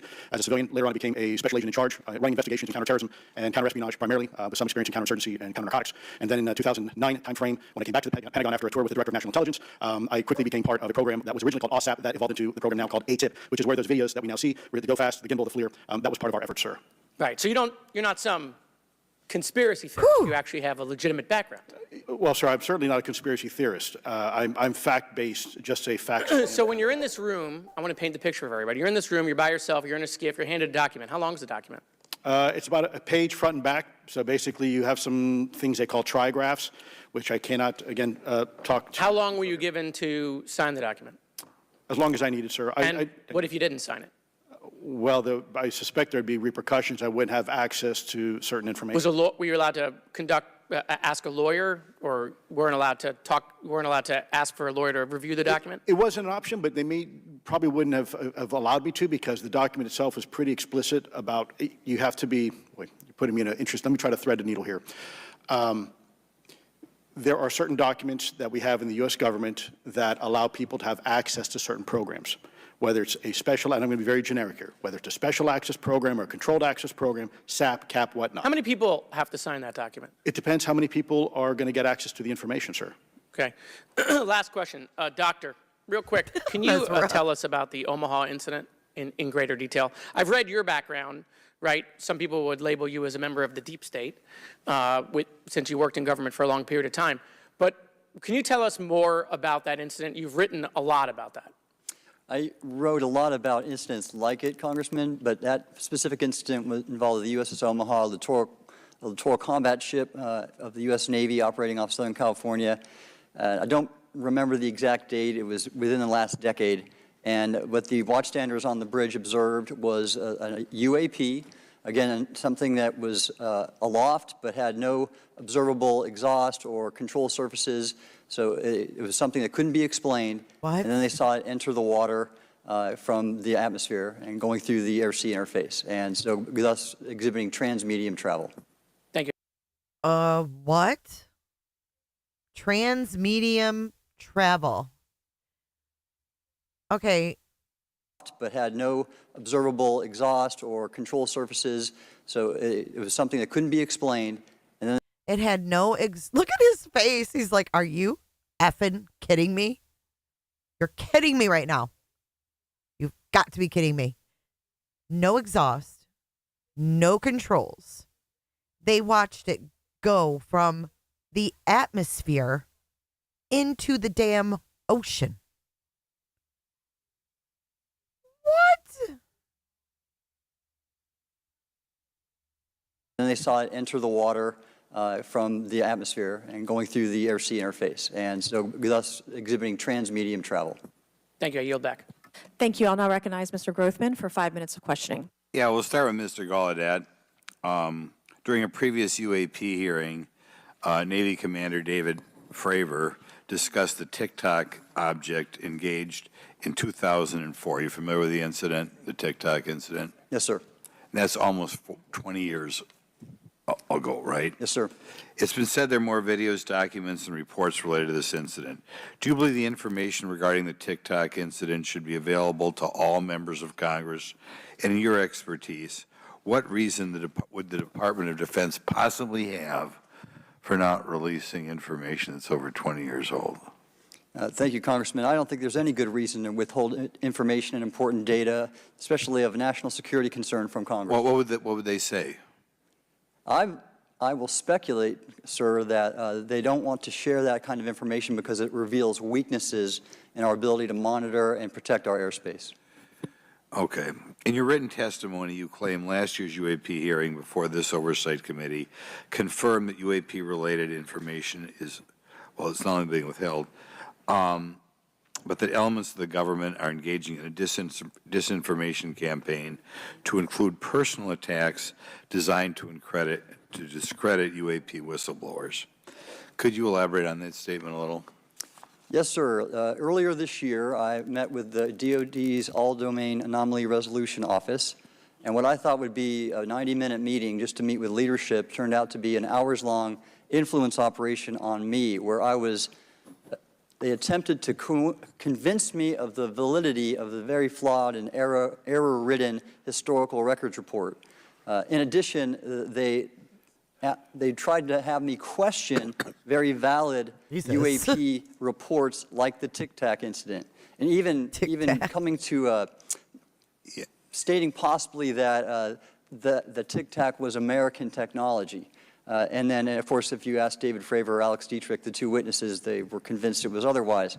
And then, and they also cast discredit on various UAP whistleblowers and witnesses to question their validity and credibility as witnesses. Okay. We'll go to Mr. Elizondo. Hope I got that right, or not at least Close not enough, that sir. right. You're familiar with the recent drone incursion over Langley Air Force Base? Yes, sir. Drone The owners of incursion. these drones remain unclear. The U.S. military has not been able to give us in Congress an answer. Given your experience with the Department of Defense and the intelligence community, how frequently are UAP sightings over military installations? And secondly, I suppose hypothetically, you could have I haven't, incursions over Goldfish. just, say, regular airports. Is it obvious these incursions are more likely over military facilities than just a random airport out there? Yes, sir. There's definitely enough data to suggest that there is certainly some sort of relationship between sensitive U.S. military installations, also some of our nuclear equities, and also some of our Department of Energy sites. There is a long historical record that some of your colleagues may have, documentation that demonstrates this. This is not a new trend. This has been going on for decades, and that information has been obfuscated, unfortunately, from folks like you in this committee. And I think that's problematic because ultimately, at the end of the day, we have a significant situation here. We have something that can enter into U.S. airspace completely with no attribution. And how long has this been going on? Sir, decades. And there's information that will hopefully be entered into the Can you record. think of any possible reason why they can't release any information they have on something, say, 15 or 20 years old? Sir, if I could echo my colleague here, Admiral Gallaudet, I think one of the big issues that we have in the intelligence community, Department of Defense, is we don't want to broadcast any potential vulnerabilities or weaknesses in our national defense systems or on intelligence collection platforms. Therefore, when you have a conversation where you address a problem for which there is no solution, it makes that a very uncomfortable conversation to have. Okay, we'll switch to Mr. Shellenberger. The primary reason you're here today is because you published an article on the news publication that you own called Public, right? Alleging that a new unnamed government whistleblower has come forward asserting that a highly classified program exists dedicated to recovery and reverse engineering of UAP technologies. Can you give us what specific evidence you have or that your source provided you to substantiate the claims about the existence of the Immaculate constellation program? Well, you have the report in front of you now, so you can see it for yourself. I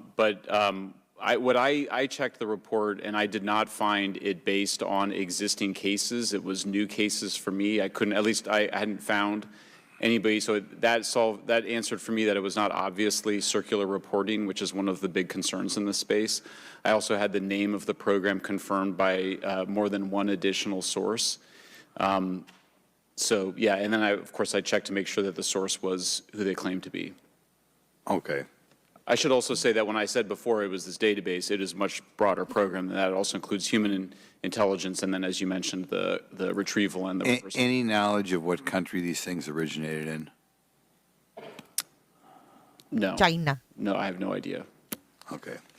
Okay, I will now recognize Mr. Burchett for 5 minutes of questions. Thank you, He's Chair so Lady. dull. Our request unanimous consent to enter into the record documents Oh, provided Lord. to us regarding legacy UAP programs and psychological operations. Lou Elizondo. So ordered. I also wanted to thank my buddy Jeremy Corbell for providing us documents and access to some whistleblowers. Mr. Elizondo, what is your last position with the federal government? Sir, I was the Director of National Program Special Management Staff managing a White House Special Access Program on behalf of the National Security Council. How would you characterize UAPs? An enigma, sir, and a frustration.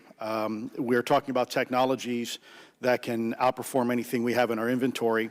And if this was an adversarial technology, this would be an intelligence failure eclipsing that of 9/11 by an order of magnitude. Are there classified Department of Defense materials related to UAPs that you believe could be safely disclosed to the public without compromising national security? Yes, sir, I do. I would never, ever try to endorse providing some sort of information that could compromise what we call a blue force technology or capability. But I do believe there's a lot of information regarding this topic, and I've been very vocal about it, that should be shared not only with the public, but most importantly, with members of Congress. Are you familiar with my friend David Grush? Absolutely, sir. I had the privilege and honor of working with him myself several years ago at U.S. Space Force. Last year, as you know, he testified that the U.S. has run a multi-decade UAP crash retrieval and reverse engineering program. Would you agree with that? Yes, sir. Are there UAP programs operating without proper congressional oversight? 100%. What are they? Unfortunately, sir, I would have to have that conversation in a closed session. I know you said that, and a lot of people are frustrated with those kind of answers, but we're asking those kind of questions so you all know what the heck we're up against. You also mentioned in your opening statement that the Pentagon's Public Affairs Office employs a psychological operations officer as the singular point of contact for UAP-related inquiries. Why the heck would they do that? Sir, that's a great question. I would ask the Pentagon. There's a long history here of that individual providing misleading and false information to the public through various news outlets and media outlets in order to discredit this topic. I've personally been victim to it. We have the documentation to substantiate where this information has been absolutely inaccurate, that has been provided time and time again, and it turns out that that individual was also working with former leadership of Aero at the time as well. And we punish them by giving them multi-million dollars more than they ask for every year. Admiral Gallaudet, you mentioned in your opening statement on an email you received from the operations officer of the Fleet Forces Command regarding unknown objects almost colliding with U.S. military planes. Did anyone respond with knowledge of what the objects were? I received no response, sir. Did the exercise get canceled? The exercise did not get canceled. Why do you think the commander of Fleet Forces operations officer never discussed the incident again? Sir, I'm speculating because I didn't have an exchange with him, but I believed it to be part of a special access program, the information and the video, which we have known now it was, and he realized he couldn't share that openly with the recipients of the email, and therefore the email was pulled from everybody's account. Again, tell us what happened to the email from the commander of Fleet Forces. The day after I received it, and all the other recipients received it, which were all the subordinate commanders of U.S. Fleet Forces, so 1- and 2-star admirals, including strike group commanders, the email was They took the email back. Deleted from our accounts, Okay. and then no one talked about it. All right. Have you specifically had any experience with submersible objects? Oh, here we go, the So ocean. No personal experience, but I've had witnesses on submarines come to me and say they've seen on sonar data. Correct. Okay. Yeah, how would you characterize those? We need to get Crabtree on this. We need to get Crabtree out there scanning the ocean for whatever the fuck is down there. And how do they move?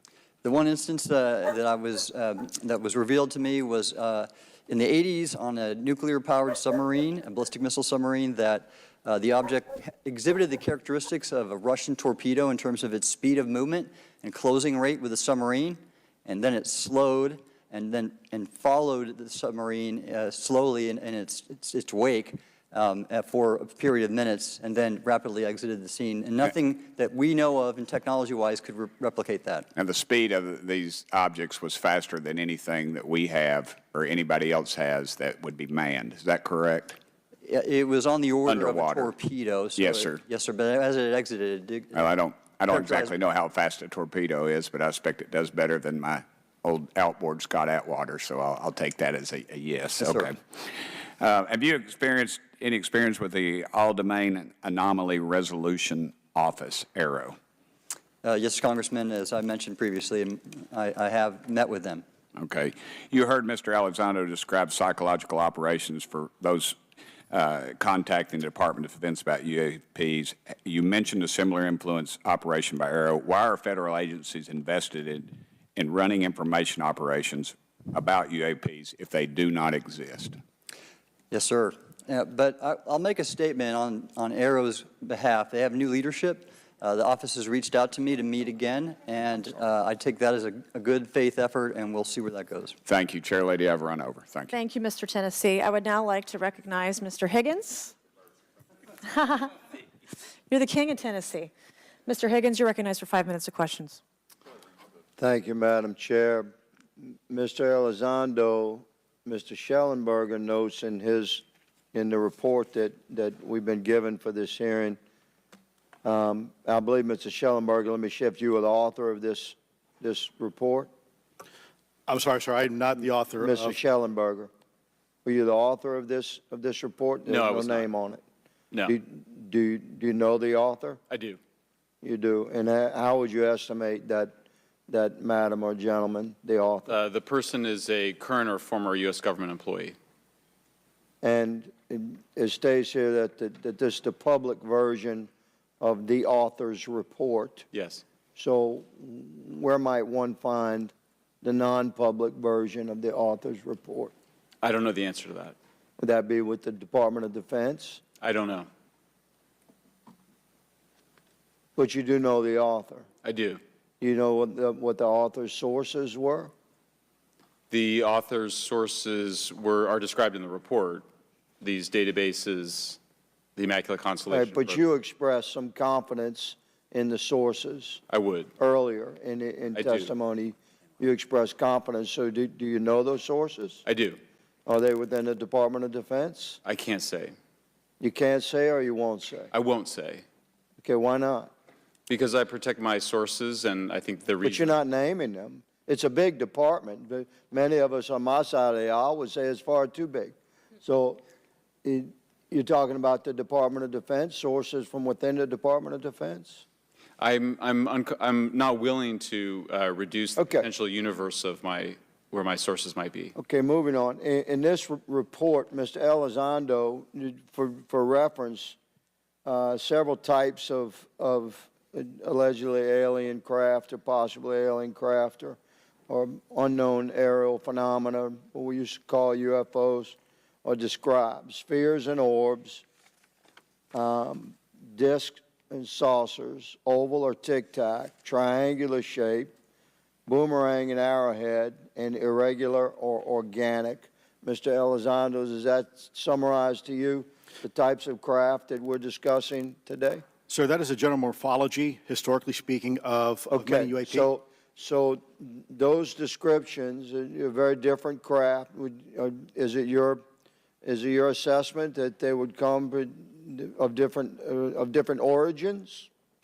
It's possible, but it also could be in sense a matter of utility. And let me just state for the record, I never read the report that or the article that Mr. Shellenberger put out.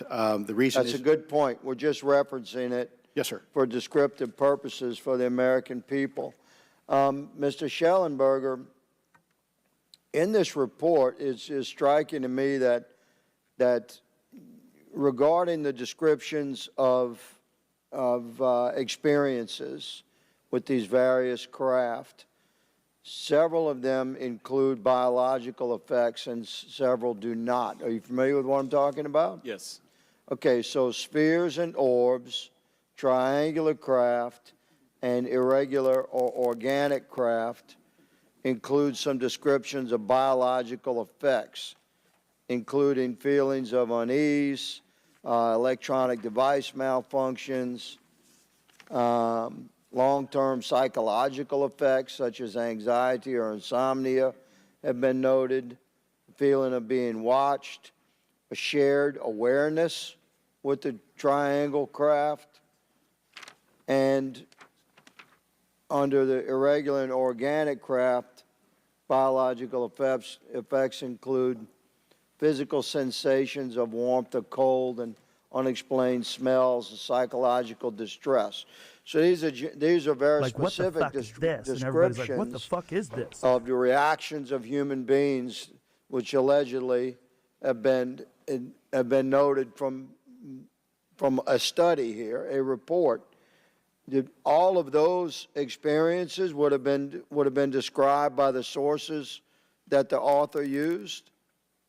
I'm not sure I understand your question. This is a very broad description of biological effects, and it's striking to me that they are present with relation to some types of craft, but Right. absent in others. This would require a great deal of research and study. Can you explain that?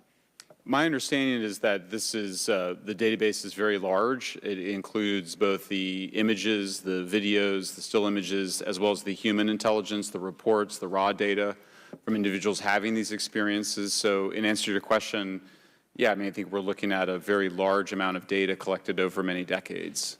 And that data is held by the Department of Defense? Well, I will say that after I published, I was told that this program, that the Hi, USAP Canadian. was actually managed by the Department of Defense, but held at the White House. Roger But that. that's a single source, and I don't have multiple sources to verify that. Thank you, sir. I did my best to trick an answer out of you, but I was partially successful. Madam Chair, I yield. Thank you. I now recognize Mr. Frost for 5 minutes of questions. Thank you, Madam Chair. In addition to serving on this committee, the Oversight Committee, I also serve on the Science, Space, and Technology Committee, where we often discuss how essential data and evidence are used in science and used at departments such as NASA. During a hearing, NASA Administrator Nelson affirmed the importance of NASA in helping us to understand UAP. Mr. Gold, if the government doesn't have the data it needs on UAP because, say, someone who saw something is concerned about stigma, public backlash, et cetera, or maybe there's just not good systems in place, how are we supposed to ultimately figure out what's going on? Yeah, thank you for the question. And let me compliment Administrator Nelson that there wouldn't have been a UAP independent study team if it wasn't for his leadership and courage. We're talking about data and where we can get data from. As I described, NASA has whole archives of data, much of which I believe will likely have information that will help inform UAP. We need only look. And again, in an era with AI and ML, we can relatively quickly and easily go through it. So I think it's something that we should encourage NASA to do. However, per Chairman Grothman's comment about UAP focusing on national security sites, I believe there's something, sir, that you may have heard of called sensor bias. That because we've got more cameras, more monitoring of national security, we don't know how extensive UAP activity may be over civilian areas. And this is to the second part of your question where we're not collecting the data. We're not collecting sufficient data from pilots. We're not collecting sufficient data from civilian and commercial activities. And this is, again, where ASRS, I think, could substantially change that, get the data out there, and allow us to do good science. Yeah. Thank you. I mean, on the data, you know, I'm a really big proponent of transparency. But obviously, there's always a little bit of balance that we have to have in government on transparency as well. I mean, last year, NASA appointed a director of UAP research in response to the recommendation by the independent study team.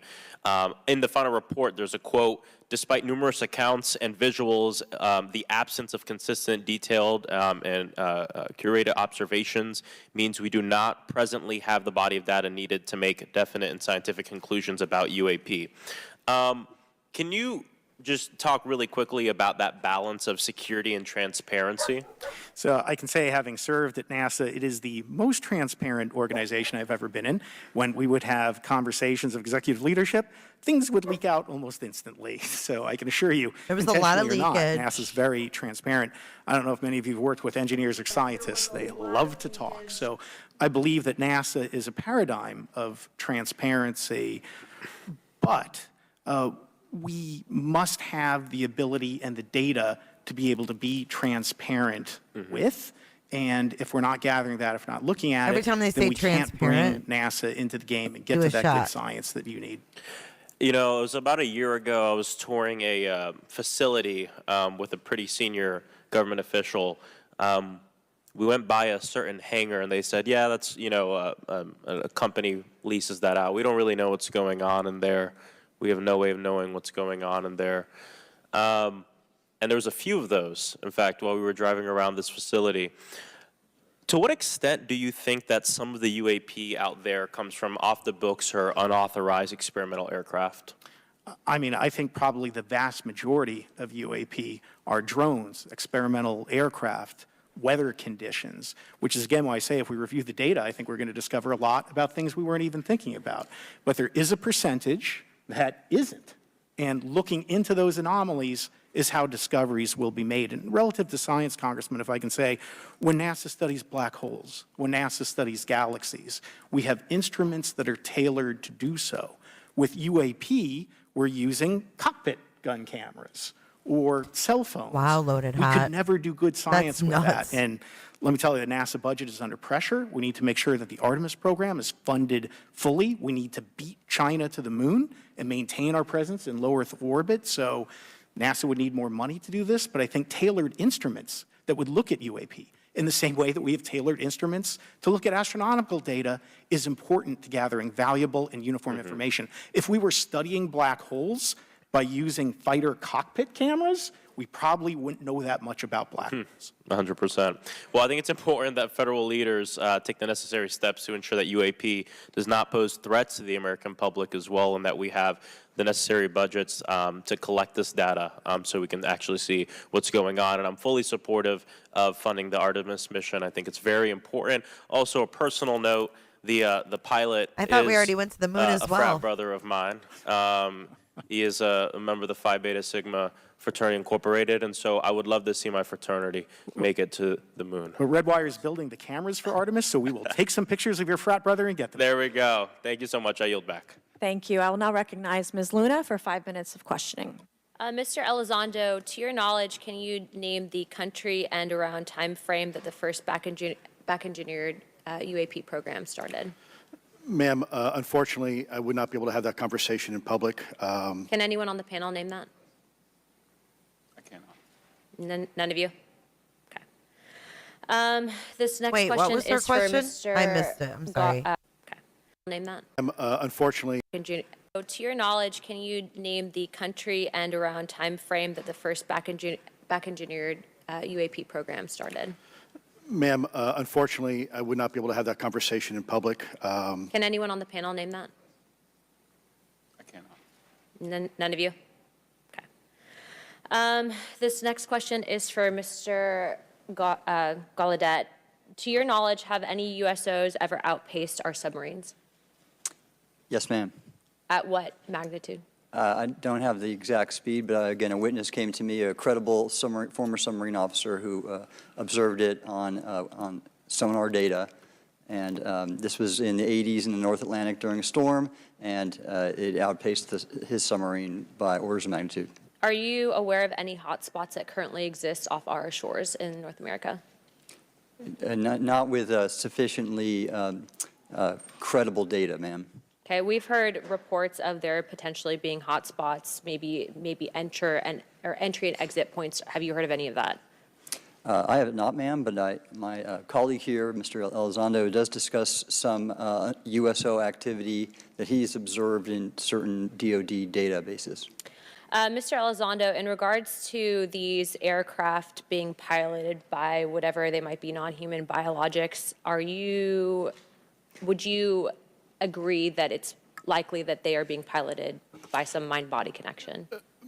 Ma'am, I think it is safe to presume here that they are being intelligently controlled because some cases seem to anticipate our maneuvers. Thank you and so in other much, cases, Amy. they seem to, I came across an email where the word stalked was used in a very secure email between Navy officers discussing their ships being pursued by a UAP. In our previous panel, we had Grush, and he had testified to say. Did he say like stalked? Like they were, like the thing was following and stalking them? Did y'all hear that? Let me know if you heard stalk. I thought I heard that. Thank you so much, Amy. That's so nice of you. Thank you. Say that some of these were entered. Was used. I anticipate here that they are being intelligently controlled because some cases seem to anticipate our maneuvers, and in other cases they seem to. I came across an email where the word stalked was used in a very secure email between Navy officers discussing their ships being pursued. Anticipating their movements. That's messed up. Wow. By a UAP. In our previous panel, we had Grush, and he had testified to say that some of these were interdimensional beings. Can you speak on that at all? Ma'am, I'm not qualified, certainly as a scientist or otherwise, to speculate points of origin. I looked at everything from a scientific perspective. So if you look at, for example, instantaneous acceleration, which was one of the observables of the program that I belong to, ATIP, the human body can withstand about 9 G-forces for a short period of time before you suffer negative biological consequences, blackouts and ultimately redouts and even death. Comparison, our best technology, the F-16, which is this older platform, but one of our most highly maneuverable aircraft, manned aircraft, made by General Dynamics, can perform about 17 or 18 G-forces before you start having structural failure, meaning that the airframe begins to disintegrate while you're flying. The vehicles we're talking about are performing in excess of 1,000, 2,000, 3,000 Gs. So are you, I guess, would it be safe to infer that they're living craft? You know, I'm not prepared at this point to state for the record is something alive or not, because even that definition is hard. There was a time in science we thought that life required oxygen, and we now know that's not true. There are anaerobic bacteria that thrive in oxygen environments that lack oxygen. And so also the same with photosynthesis. When I was in college, I was told everything is derived from photosynthesis as a form of energy. In reality, that's not true. There are things that live off of chemosynthesis. So we're constantly having to reevaluate our understanding of what the definition of life is. Mm-hmm. Do any of you ever come across reports from people that claim to have firsthand experiences with these entities, whatever they might be, or these aircraft, and then as a result, whether or not they're religious, find that these things will automatically disappear? Anyone, and this is open to any of you on the panel. So just real quick, because I'm running out of time. Lou? Ma'am, I've always been a nuts and bolts kind of guy. When I was at ATIP, I was focusing more on the performance characteristics and less on the potential occupants. Okay, the reason I ask is because it seems like, just based on our conversations, that we've had people that say that there are good and bad of whatever these things are. And so my concern from a national security perspective is A, that true? B, are you guys hearing the reports of that? And C, I think moving forward in regard to technology, Mr. Gold, if you can answer this real quickly, some of these aircraft, it seems that they are operating off of energy that we don't currently have. But just yes or no, in your opinion, if we were able to obtain that, would that impact humanity for the better or negative? Would certainly save us some money on funding on Artemis. Definitely. And this is a national security issue, that if there is such technology Some out are there, good, some we're are not the only bad. country that might have access to it. We don't want to be on the wrong end of technological surprise. Okay. Thank you guys for your time. We're going to All be right, anyways. thank you. I will now recognize screwed Mr. anyways. Garcia for 5 minutes. Thank you, and I apologize for stepping out. My governor is here upstairs, so I'm trying to get in between meetings, so apologize for that. I want to just start by just asking everyone on the panel or witnesses, and I had a chance to read all the testimony before, but just to set the agenda, just if we can go down real briefly, do you believe, just for the record, that the federal government, any part of the federal government, is knowingly concealing evidence about UAPs from the public? Yes, sir. 100%. Yes. Yes. Thank you. I also want to just go down the line. I know many of you have already said this, but I just, for the record again, just briefly, what do you believe UAPs could be or are? Strong evidence that they are non-human, higher intelligence. I echo my colleague's comment, sir. Genuinely do not know. Don't know, but we must find out. Okay, thank you. I appreciate those answers, gentlemen. I think this is obviously another remarkable hearing with just really important information, so I thank all of you for answering the questions. Admiral, I just want to go back to one thing. Now, last year, our subcommittee heard from 2 retired Navy pilots, Lieutenant Ryan Graves and Commander David Fravor, regarding UAPs. Actually, I think Ryan is here in the audience and been a great person to get to know and to have conversations with. He, of course, has been involved in the Safe Airspace for Americans Act with Chairman Graves, with Chairwoman Mace for UAP reporting by civilian aviation personnel. Can you discuss briefly why it's important for civilian pilots to be able to report UAPs and why these legal protections are critical for our national security? Yes, Congressman, thank you. And I did invite Ryan Graves as my guest, as I'm on his advisory board for the Americans for Safe Aerospace, and the legislation that you supported and introduced, I fully support as well. And I think it's important that more civilian pilots commercial pilots report so we can better understand and learn and do research on UAP, as well as remove the stigma so more citizens report on what they observe.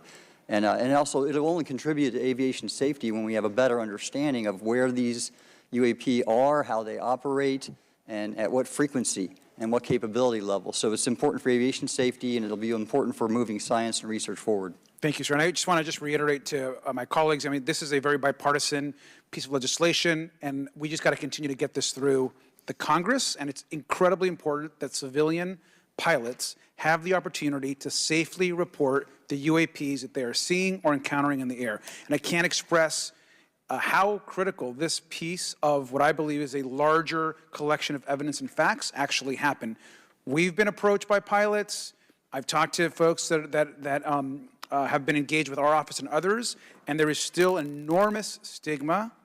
And essentially, we don't have a system where folks are feeling free to be able to report what they're seeing. And so I just want to reiterate that advocacy. Mr. Gold, in your testimony, you discussed NASA's aviation safety reporting system, a confidential, non-punitive reporting mechanism.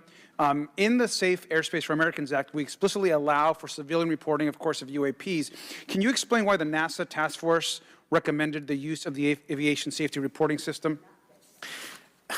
The aviation safety reporting system is an existing system that is trusted, that has taken hundreds of thousands, now millions of cases. And again, recognizing budgetary constraints, this seemed like the perfect way to be able to gain more data. And when it comes to the stigma, sir, it's something that pilots are used to reporting on, that crew is used to reporting on. Sure. So it's a great way to get data, to overcome the stigma without spending really that much more additional money since the system exists. Thank you so much for your support of that. Thank you for what Ryan Graves does. This is a common sense means to expose the truth of UAP for the purpose of this hearing. Thank you. And I just want to also add, now earlier this year, as part of the House Defense Authorization Bill, the NDAA, I had filed an amendment to include the UAP Disclosure Act, which would create a UAP Records Review Board and exercise with exercise of eminent domain over UAP-related material, modeled actually on the JFK Assassination Records Collection Act, which is widely known. Now, the amendment was blocked, but thankfully the Senate included the amendment by Senator Rounds and Schumer for the UAP Disclosure Act. So I just again want to say that we should be pushing and ensuring the UAP Disclosure Act, which is bipartisan in its support, should move forward. And if I can just briefly, particularly Admiral, can you just briefly, as I close my time, explain why the UAP Disclosure Act would be critical for us and our national security? Thank you, Congressman. Yes, I believe the UAP Disclosure Act is important for national security, as well as advancing potential socioeconomic benefits resulting from UAP research, as well as public safety, as we referred to previously regarding aviation.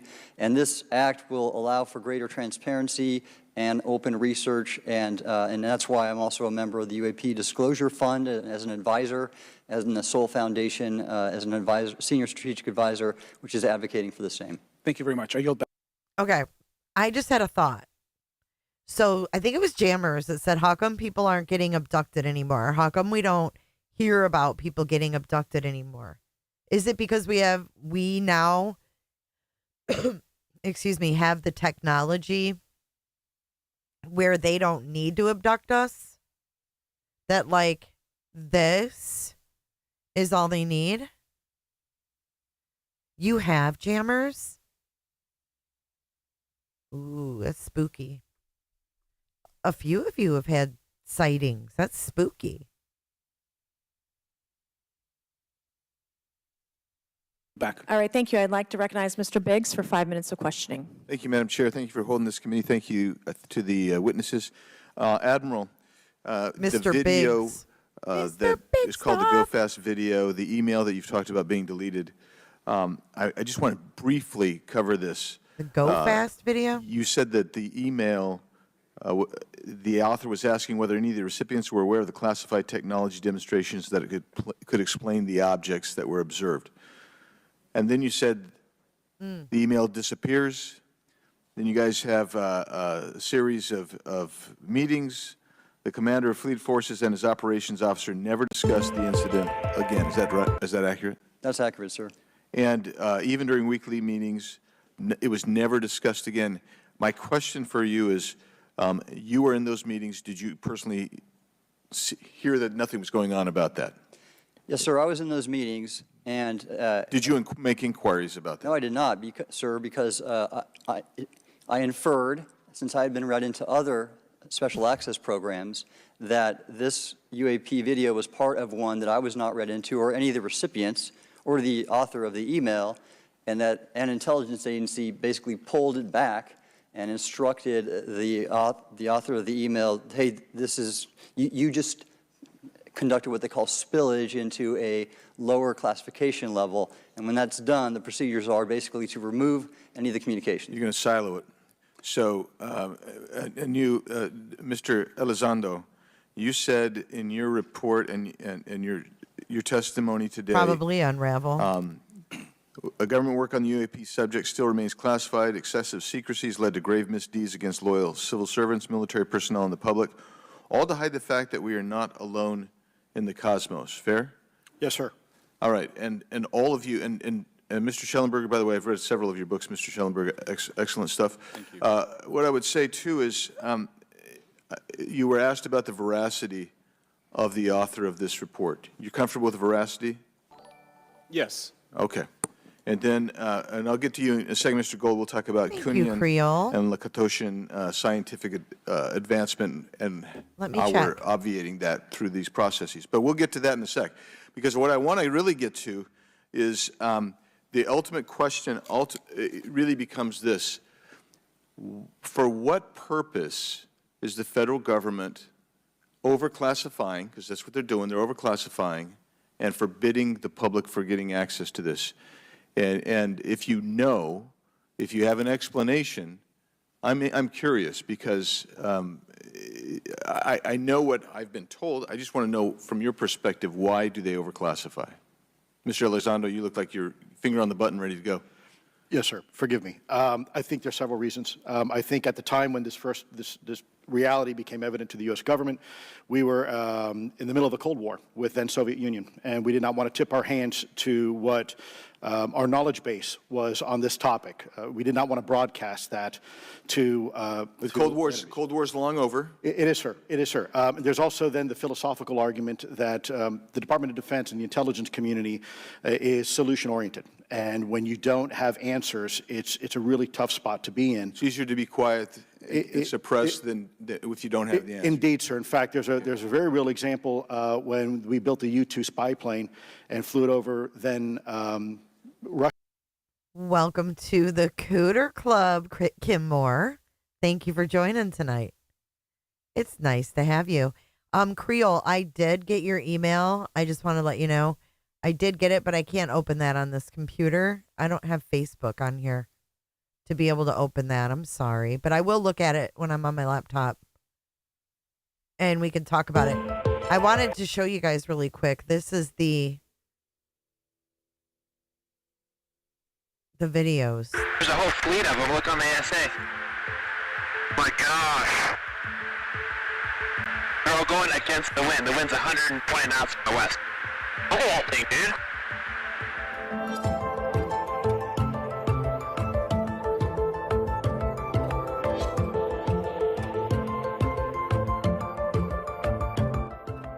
So this is the drone thing.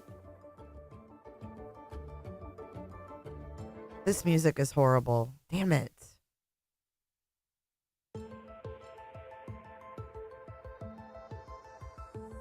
I want the audio. What are those called? There's a whole fleet of them. Look on the ASA.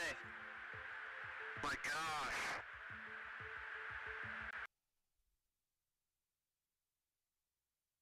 I don't want that damn music. I just want the video. Okay, here's one.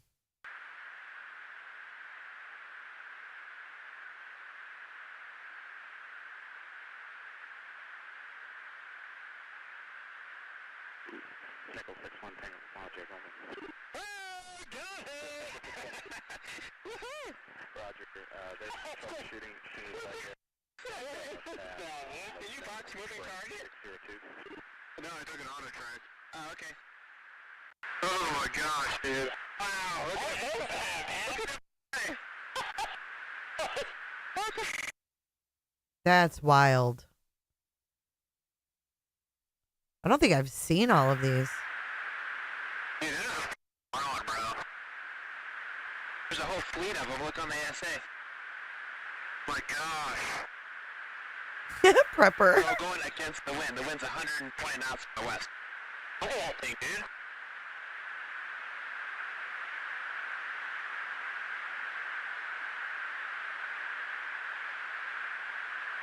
That's not our LNS though, is it? It's not. That is the LNS, dude. Well, if there's like... Look at that thing. It's rotating.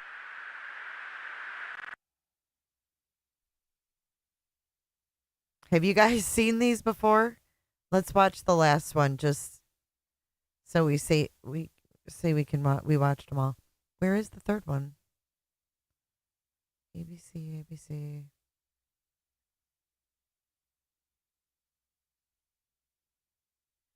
Well, son of a bitch.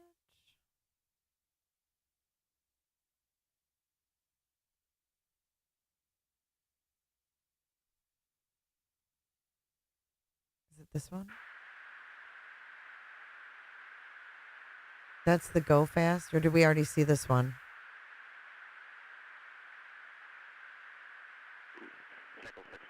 Yeah, we watched this one. Anyways. Crazy.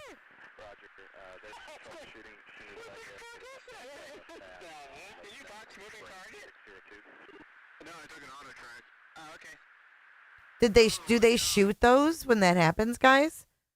Do you guys know if they shoot them?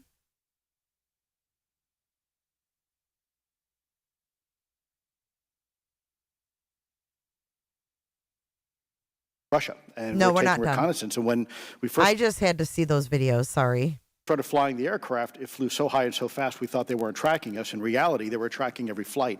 It wasn't until the Russians could develop the SA-2 surface-to-air missile and successfully shoot them down. I would suggest to you also, along with Lakatos and Kuhn, you also have a problem with Kenneth Arrow's path dependence or increasing returns. That's one reason why they won't disclose it. It's too painful to admit. But I just want to read a couple things from Mr. Shellenberger's, what he gave to us today, because I think this is interesting stuff, and I just want to convey this to you. On USG networks, there exists infrared footage of and imagery of a grouping of vessels engaged in SIGINT and massive collection at night in a specific area of the Pacific Ocean. This footage, which was in close proximity to the vessels, a large equilateral triangle UAP suddenly appears directly over the ships. These three bright points are seen at each bottom corner of the UAP, which is observed to slowly rotate on its horizontal axis. And he goes on to describe that. And I just want to read one more, and I'm doing this because read it, Mr. Biggs. I think it's interesting. This stuff is interesting as anything. So let's get this one here, right here. While performing a routine airspace surveillance and control mission in the Eastern Air Defense Sector, an F-22 fighter observed multiple UAP contacts at mission altitude. Moving to intercept, the F-22 pilot noted multiple metallic orbs slightly smaller than a sedan hovering in place. Upon vectoring towards the UAPs, a smaller formation of the metallic orbs accelerated at rapid speed towards the F-22, which was unable to establish radar locks on the presumed hostile UAPs. The F-22 broke trajectory and attempted to evade, but was intercepted and boxed in by approximately 3 to 6 UAPs. And then I'll leave that there, but because I just have no more time left. Well, she's not looking. So let's just get into, let's get into part of this. I thought I would be saved by the bell. No. Let's talk about Kuhnian, Lakatoshian type of scientific development. And the problem that we have here is you have institutional blockage of what would be normal development of scientific ideas.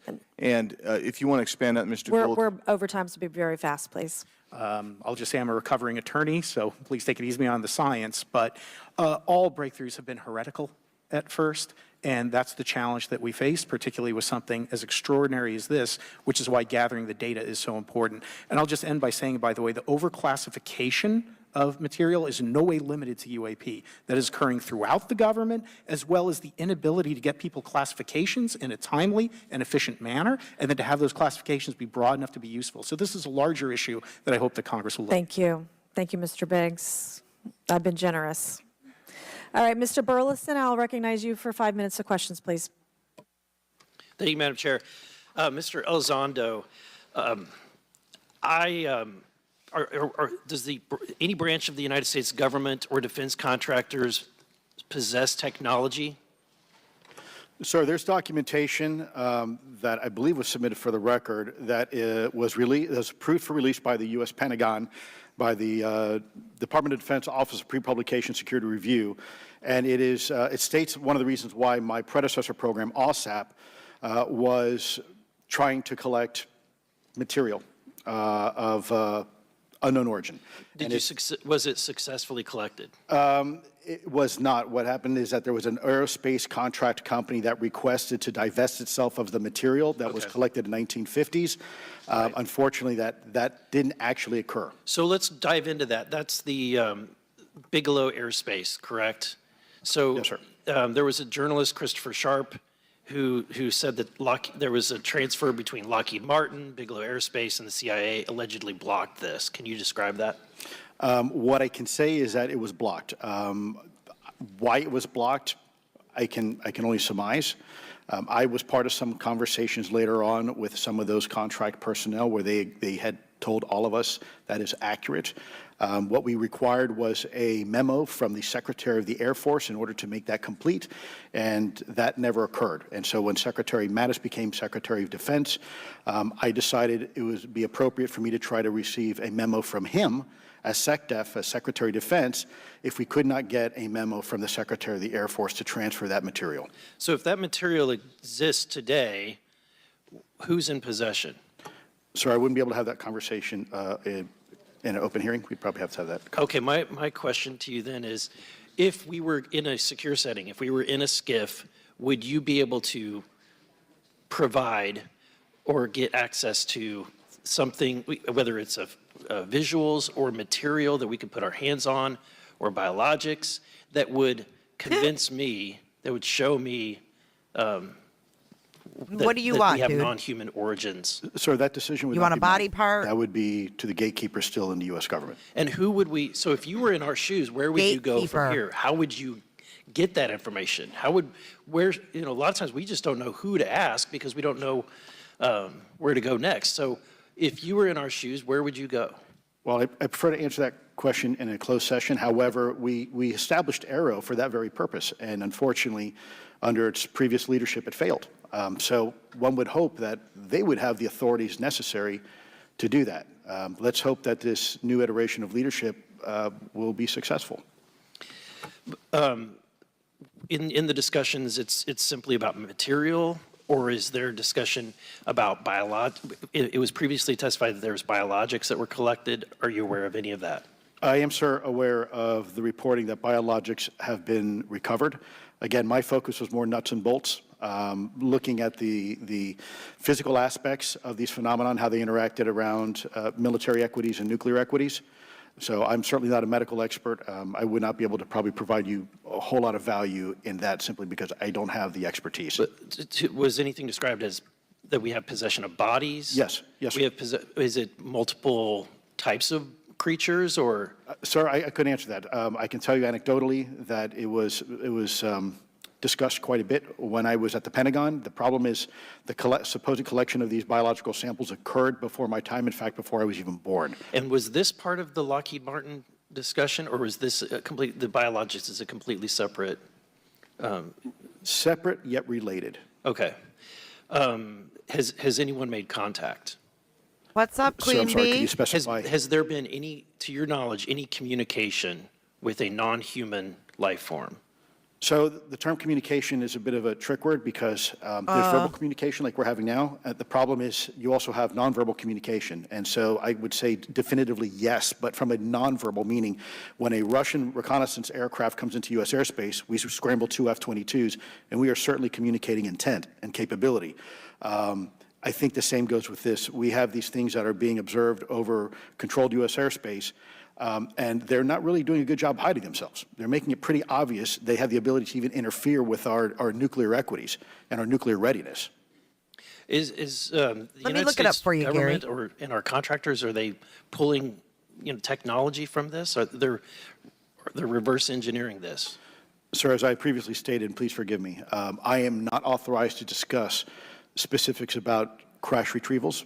I signed documentation with the U.S. government. I want to know about crash retrievals. After a very thorough review process by the Pentagon, what I wrote about, and that was my limit, unfortunately, that I was given. Thank you. Yes, sir. Thank you. I would now like to recognize Mr. Timmons for 5 minutes of questioning. Is there video of that? Mr. Elizondo, you just said something interesting. You said they don't seem to be hiding. They don't seem to be hiding. The UAP sightings are becoming increasingly brash, if you will. And, you know, we've been hearing about these for years, but they've generally been isolated and not as consistent and over critical military installations. Would you say that's fair? Is this becoming increasingly often? Is it happening more and more? Great question, sir. Let me see if I can answer this for you. Certainly, there seems to be some indication that they're being provocative, meaning that they're, in some cases, literally splitting aircraft formations right down the middle. So that's an air safety issue. The question is it the frequency increasing? And really the response is it depends. Yes, it's possible that there is an increase in frequency, but it's also possible that there's heightened awareness now, and there's also more pervasiveness of technology out there that's collecting this information and that can record this information. So we're not quite sure yet if it's actually an increase in numbers of these events, or is it that we have better equipment now that to record these things, and we have a better ability, if you will, to analyze these things. And that's my next question. It seems that a lot of these sightings occur near military installations. Do you think that these UAPs are intentionally targeting military installations, or do you think that we have increased abilities to monitor surrounding the military installations? Sir, maybe both. Part of my concern is we have something in the Department of Defense and the intelligence community called IPB, Initial Preparations of the Battle Space. And we use equities like ISR, intelligence, surveillance, and reconnaissance, and other type of equities and technologies to prep the battle space. And certainly, you know, if I was wearing my national security hat, even if there was a 2% chance that there was some sort of hostile intent here, that's 2% higher than we really can accept. And so we must figure out, there's a calculus, capabilities versus intent, in order to identify if something is a national security threat. We've seen some of the capabilities, yet we have no idea in the intent. And so this is why this discussion is somewhat, I think, problematic from a governmental perspective, because we have no idea. Sure, thank you. Mr. Shellenberger, you're particularly familiar with the Langley Air Force Base incident a year ago? Are you familiar? Just from what I read in the Just news. from what you've read? Yeah. I would imagine a large percentage of the American population became aware of that with the Wall Street Journal article. Would you agree with that? Yes. And were you aware of that incident prior to the Wall Street Journal article? No.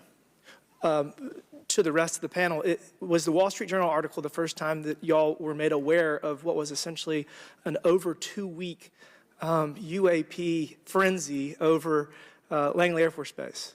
2 weeks. Were y'all aware of this prior to the Wall Street Journal article? Anybody? Show of hands. Yes, sir. Dr. Guyette, could you give me how did you become aware of it? A colleague of mine who I referenced previously, Chris Mellon, he wrote an extensive article about this, that there were other incursions of drones over Langley before this, as well as many, many military installations over the last 5 decades. And it's my understanding that there's been an ever-increasing in number, and I'm trying to think how to say this because I wear 2 different hats. I'm still in the Air Force. So, I mean, it seems that they're becoming increasingly brash, and the question that we really have to figure out is is it China or is it non-human? And I think that's the biggest question the American people want to know. If it's China, it's scary because they have a lot of technology that we cannot explain. And if it's non-human, that's scary because we don't know the intent. Would you say that's fair?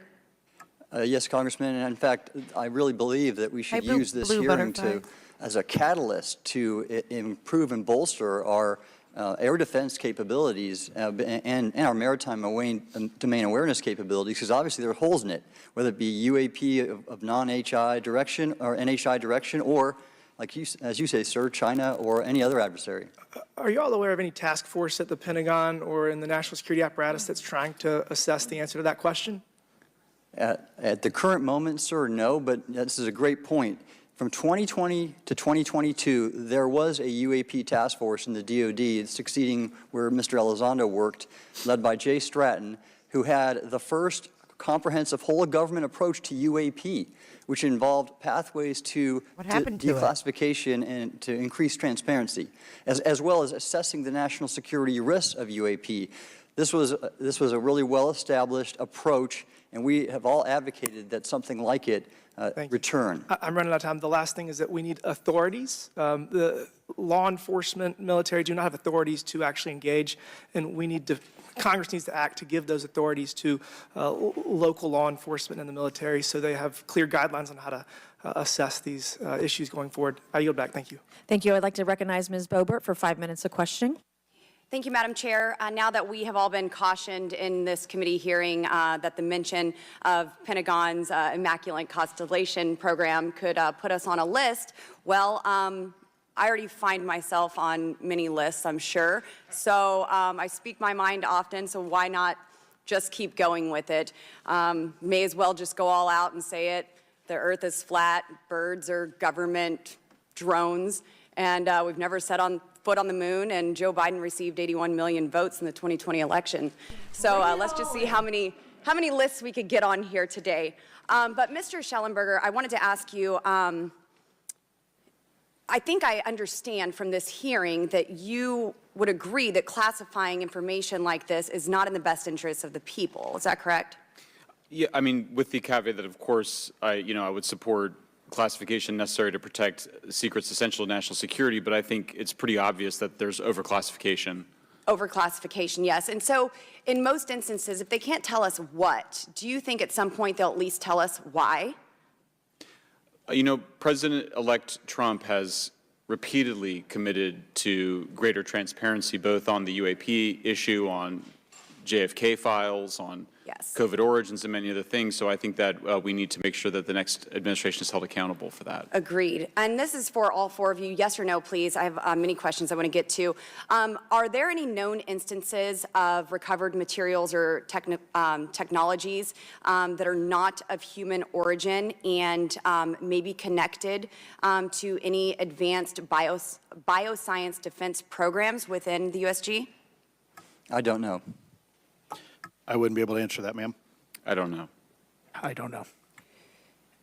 Okay, so there are rumors that have come up to the Hill of a secretive project within the Department of Defense involving the manipulation of human genetics with what is described as non-human genetic material, potentially for the enhancement of human capabilities, hybrids. Are any of you familiar with that? Yes or no? No, ma'am. I am not, ma'am. I'm not. No, ma'am. Okay, I would like to know, with Immaculate constellation, how does this relate to UAP activities, Mr. Shellenberger, in oceanic environments? Are there any instances where the Navy or other maritime forces have encountered UAPs that could not be explained by known technology or natural phenomena? Yeah, the Immaculate constellation covers both terrestrial and oceanic, and there's actually a number of cases described in the report that occur in the ocean. And do you believe that there is a concerted effort by the Pentagon to keep Congress out of the loop regarding these UAP activities, specifically in our waters? Yes. I think it's about 5% of our ocean that's actually been studied in detail by man, and we've studied more of space than we had of our own oceans. And so are there any accounts of UAPs emerging from or submerging into our water which could indicate a base or presence beneath the ocean's surface? I don't know about a base, but as I mentioned, I had a different source entirely describe this pretty extraordinary footage that exists of orbs, of an orb coming out of the ocean and being met by another orb. Some would say that there's multiple hotspots where we see frequent activity. So in your investigations, have you come across any data or visual evidence like sonar readings or underwater footage of these UAPs? I have not beyond what's in the report. You've written about UAPs not only in the air but in underwater. Are there any specifics on what you've learned about the UAP activity in our oceans? Particularly, have you spoken with sources who have provided any evidence or eyewitness accounts of these UAPs interacting with our naval forces or being detected by our underwater surveillance systems? Nothing beyond what's in the report and then the specific case that I mentioned with the orbs. So this report says it all. There's no other information that we are aware of regarding the activity within our waters. I have other sources that have told me that have shared a significant amount of information, but they're not comfortable with me sharing it at this point. Okay. Are there any technological capabilities observed in these oceanic UAPs that seem to defy our current understanding of physics or our engineering capabilities? It seems like they all do. Yes, I would agree with that. My time is up, but I do appreciate your bravery, your courage for coming here and speaking today. And it seems like there's still some questions that we need answers to, and we will not relent until we get those to the American people. Thank you all. That was a good question. Check this out. This is the Langley thing. It's just a 1-minute clip. Confirms it. Unidentified drones did fly over Langley Air Force Base in Hampton. Langley Air Force Base is the East Coast home to the F-22 Raptors, advanced 5th-generation stealth fighter jets. In fact, the first fighter wing maintains and operates half of the F-22s in the U.S. Air Force inventory. I guess we don't get U.S. video. military personnel reported drones appearing in restricted airspace over Langley between December 6th and 23rd of last year. Today, the Defense Department confirmed that indeed happened. Langley Air Force Base did experience incursions of unauthorized unmanned aerial systems last year in December 2023. The number of those UAS incursions did fluctuate on any given day, but they didn't appear to exhibit any hostile intent. That's the DoD's Deputy Press Secretary. She also confirmed that Langley's commanding officer had authority to shoot down the drones, but she did not explain why that did not happen. Of course she didn't. Nothing's ever explained. Thank you. I move to allow myself and the ranking member 5 additional minutes for questions without objection, so ordered. This is almost over. Mr. Elizondo, were you read into the Immaculate constellation program? Ma'am, I would not be authorized to confirm nor deny the existence of any ongoing or past program, especially as it relates to a special access program, either by name or trigraph. Okay, and then does the U.S. government or private contractors, they work with other foreign countries, China, for example, to exchange data, quote from a source, that intelligence data about UAP? Let me see if I can answer that a little bit more generally, ma'am, if I may. We do have foreign material exploitation programs. That is something that is widely known, and that term itself is unclassified. How exactly that works becomes a bit sensitive. A discussion we could certainly have in a closed session if you like. We do work with international partners and allies quite often, not just in military exercises and workups, but in other intelligence efforts as well. In terms of material that's given to private contractors, is certain material given to certain contractors because of their experience? So, for example, if it's related to submerged and undersea propulsion, would it go to a general contractor like General Dynamics? Yes, ma'am, absolutely correct. Different contractors have different levels of expertise. What's Lockheed's expertise? Aerospace, ma'am. In the UAP space, that's all that they wouldn't do submerged. No, I didn't say that, ma'am. Okay.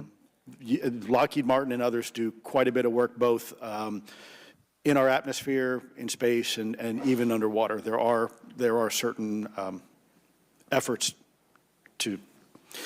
It's a tough question you're asking. You put me on the spot here. I'm looking for the answer. Yes, ma'am. No, they are involved in a lot. I would rather let Lockheed Martin explain the different domains that they are involved with. Probably I'm not authorized to discuss that, but they are involved in a lot of different areas and domains. Admiral, flight safety risks for our pilots, based on what you've experienced and seen in your career. They're extensive, and the one exercise I referred to where I received the email that was then deleted was the pilots, and this is worth bringing out. There are debunkers out there who have said the Go Fast video was just a balloon. That was only one video that was released. There were dozens of these encounters that pilots, friends of Ryan Graves, who's in this room right here, witnessed and caused significant safety concerns. And to almost call out and exercise it and shut it down, which is very compressed, and the carrier's getting ready for deployment, and the pilots have to get certified to land on a carrier, it's extreme, to say the least. All right, I have two last questions. Real quickly, Mr. Shellenberger, how do we get more whistleblowers to come forward? Well, this hearing does, is very important, and obviously, I can't encourage whistleblowers to obtain information, but I can guarantee that I will protect them and go to prison to protect their identities if they come to me. Yes, sir. Okay, my last question. The first hearing we had on this, I'd never been briefed on UAPs or what they were, biologics, non-human, et cetera. How would you define, each of you, my last question, how would you define non-human biologics, non-human intelligence? What are we actually talking about? Admiral, and we'll go down the line. I don't think it's a stretch when you look at the diversity of life on this planet and the size of this universe to think that there would be more diverse, higher order, non-human intelligences throughout the universe, and that's probably what's visiting us. I would take the scientific approach. The definition would be the ability to react to a stimulus in a manner that requires an intellectual thought process. I just don't know. I think we must be modest in our assumptions that we're looking for intelligence. That could be biological, it might not. Non-biological, but what non-biological intelligence, what does that mean, though? Artificial intelligence, ML, machines. We assume that all intelligence would be like us, and every time we look out in the universe, we are humbled relative to what we don't know in terms of the forms of intelligence and what it may take. We don't know what we I can don't assure you know. I probably can't ask you your question, but I think the ultimate answer is going to surprise us all. And then Mr. Garcia, you had a few closing remarks. I know we're about to hit votes here, so I'll be brief. Just, I want to thank you all for being here. I want to thank Chairwoman Mace especially for holding this important bipartisan hearing. And I want to thank all the committee members that are interested in this topic. I think our commitment to all of you and all the folks that have contacted us, and certainly to the advocates and the pilots, is that we need to continue investigating UAPs. I think the country the country is owed explanations and ensure that the safety or national security is always protected. This is a conversation and questioning that must continue, so I'm very grateful to all of you. And I also just want to add, just personally, I think it's really important for me, two things guide my questioning and my observations on UAPs. One is we should always be guided by facts, science, and data, and stay serious on those issues. And the second thing is I think that we should not limit our imagination and our thoughts and our curiosity on what UAPs could actually be. And I think those two things for me are really important, and I'm grateful for all of you to be here. So with that, I yield back. Okay, and we have Mr. Ogles, who is on the way. He's going to be here any second. Is that correct? Want to check, and he'll be the last member with questions that we have today, and then we have votes. So we want to thank you all for being here. Hey, I want Ryan. to thank Mr. Garcia and folks on both sides of the aisle for being here today and being patient. We have a lot more questions, and I hope that this will open the door to more hearings in the future. I obviously would like to know how much taxpayers are spending on this. You have the right to know. But also, if we're spending money on something that doesn't exist, why are we spending the money? And if it does exist, why are we hiding it from the public? And of course, our national security is a huge issue, because if there's technology that could harm us or our allies that are in the hands of our adversaries, we obviously want to stay ahead of that to the best of our ability to ensure that that technology is not in the hands of someone who could use it against us or our allies anywhere in the world. So, Mr. Ogles, you're just in time, babe. I will recognize you for 5 minutes of questioning before we head on out today. She said, babe. She's a trip. You're just in time, babe.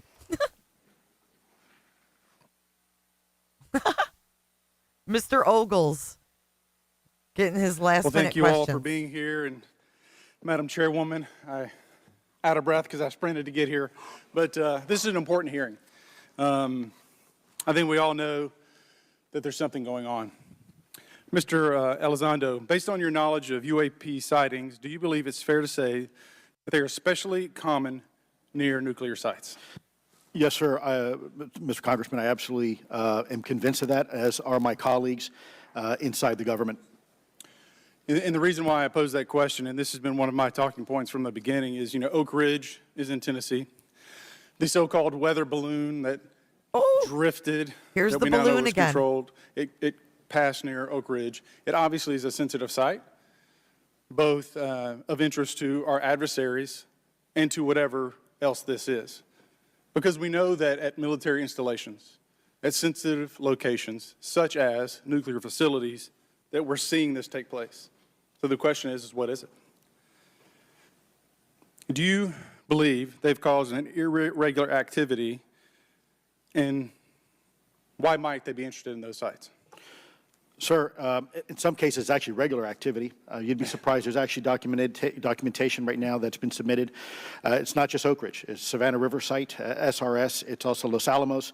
A lot of our sensitive R&D locations appear to be under some sort of surveillance and monitoring.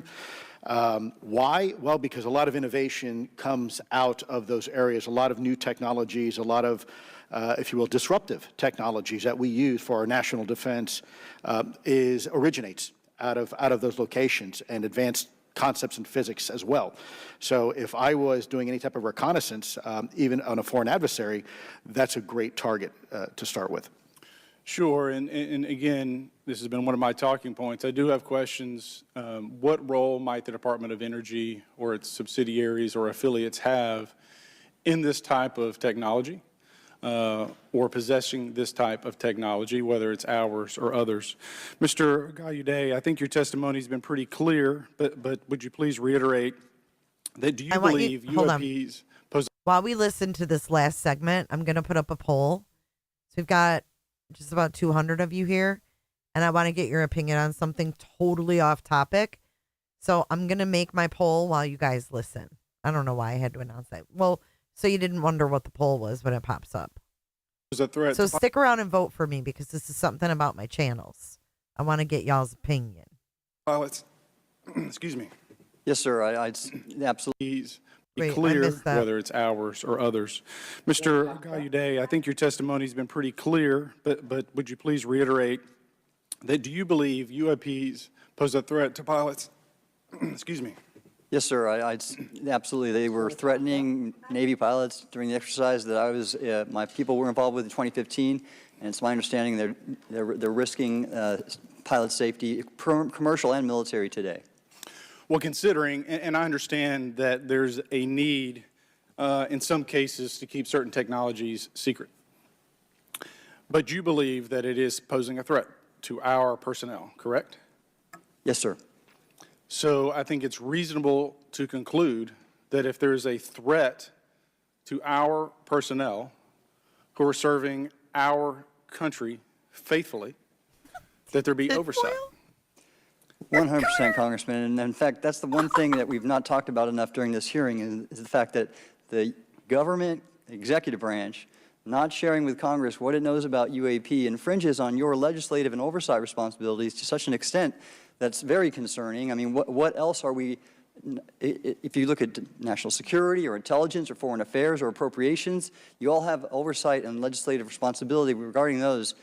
This UAP issue may be the greatest issue of our time, and it's being hid from you.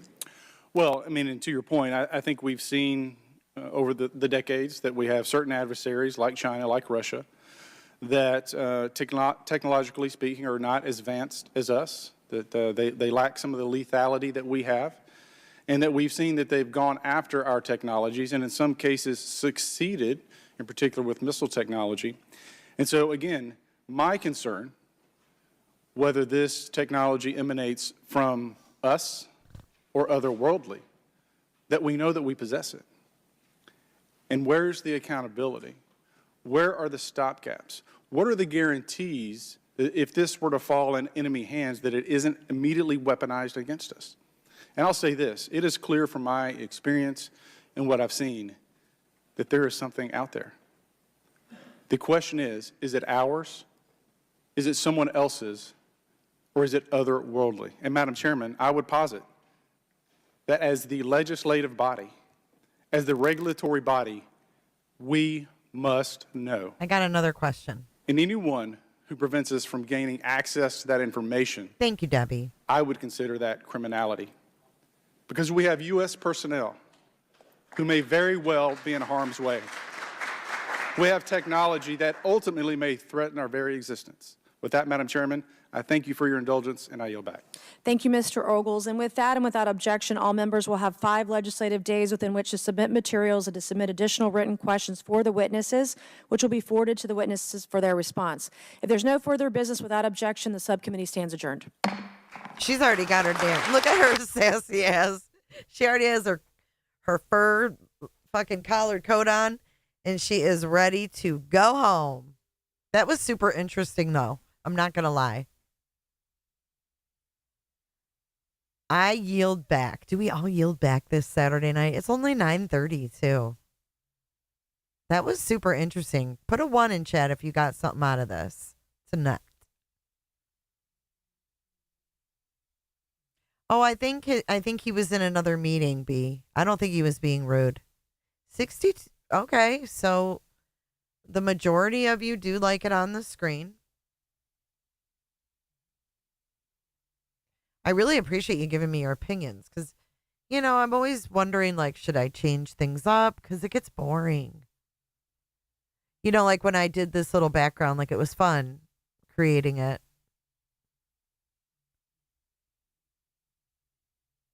Yeah, it was interesting. Slowly they're leaking, you know, little things out. Like they have to spoon feed us a little bit at a time. Hey, Mimsy. Gary. Why wouldn't he answer 2020 for start of the UAP program? One of them did. One of them admitted that it was from 20 to 2022. It's 2:30 in the UK. You better get some sleep, Casper. Or those UFOs are going to come snatch you up. The background was relaxing, but no high focus. What does that mean? Oh, this, yeah, you know what? Okay, so y'all, that's not a space car. I got to show you. Absolutely, Rainbow. Absolutely. I mean, this is your chat. I'm here because of you guys. So most of you do like it on the screen. See, I like how simple this is. What was I going to show y'all? Damn it. I lost my train of thought. That's your second watch and you caught more. Yeah, I bet. It's hard to take all that in. It's a lot of info.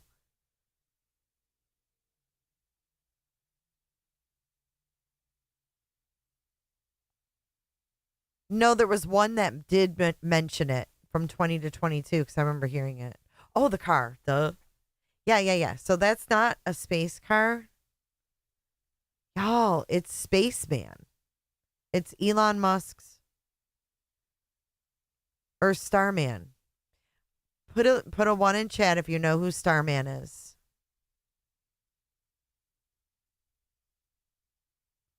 Put a 1 if you know Starman.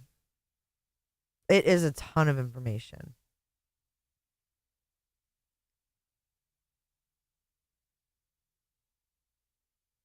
You've been working at Wally World. Black Friday has begun. Oh my gosh. You must be exhausted, girl. Oh, I feel for you.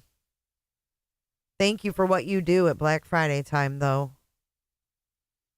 So, 6 years ago, Elon Musk put this Tesla Roadster and orbited it. No, look, this is live. I don't even believe this is real, but people say it is. People say it is. I mean, I don't know what to make of it. So he put this car and it's orbiting Earth, they say it's still up there, but it's orbiting Earth and it's a Tesla, and that's Starman. It's time for you to phone home, Gary. So it's this car. Now watch, they'll give you different views. Hold on. It looks so totally fake. Hold on, let's go to the other. Oh, here's the inside of it. Look, it says don't panic. I really think that Elon Musk is so good at trolling.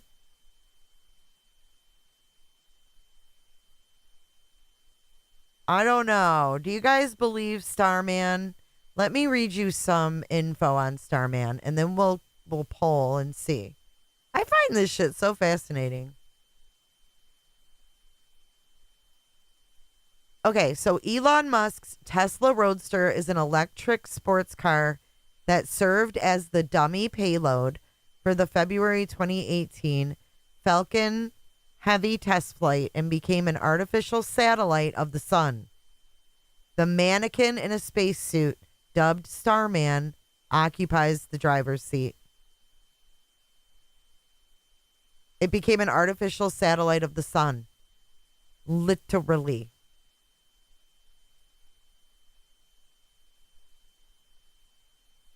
Let's see. Where is Starman now? The Roadster never reached escape velocity from the sun's gravity, meaning that it's still zipping around in orbit around our day star.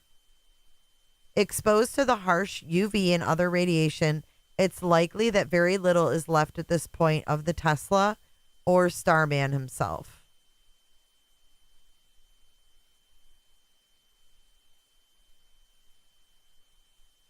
Isn't that wild? So I guess it disintegrated. Okay, so look at this. That's how I was sitting in it. Watch. See? I'm Star Woman. You guys are awesome. Have you scanned your thumb on that like button? Because if you don't, they're coming to get you. They're here. What particles?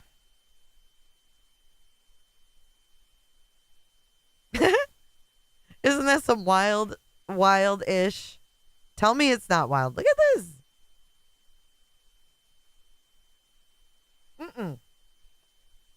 It's not a real person. It's a mannequin, Diana. Or Sin.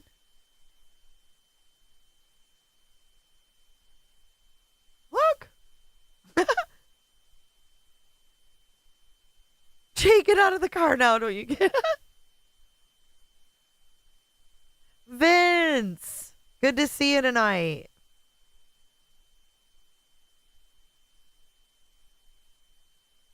And this streamed live for, I don't know how long he streamed this, but there's all these different views. Here, look at this one. Look at this one. Shit looks like it's propped up somewhere. And it's just got like a green screen of like the earth or something. Kim posted she's not gonna be able to sleep. It's I just read it. They said it like disintegrated. It's still zipping around orbit. But they said there's likely not much left of it.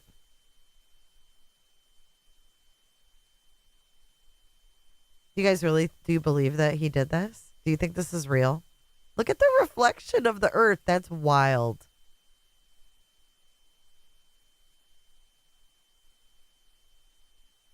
All right, we're going to do a poll and see if you guys believe this.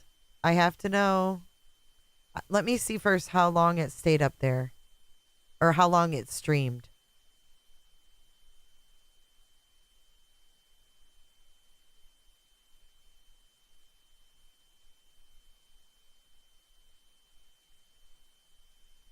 So it says 5 years on. It went up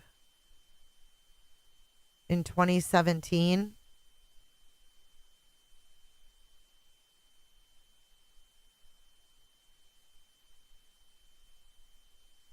Wow. It was moving. I can't even comprehend that. It cruised by Mars.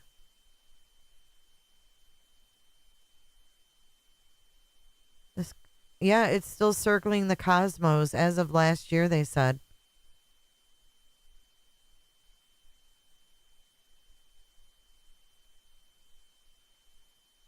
Okay, so on February 6, 2018, SpaceX launched the maiden flight of the Falcon Heavy rocket with a special payload on board, a cherry red 2008 Tesla Roadster owned by Elon Musk. The sports car was permanently mounted on the rocket's second stage and had a spacesuit-clad dummy named Starman sitting in the driver's seat.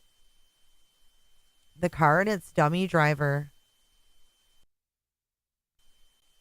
weighing nearly 3,000 pounds together, was to demonstrate the Falcon Heavy was capable of launching heavy payloads towards Mars for future missions.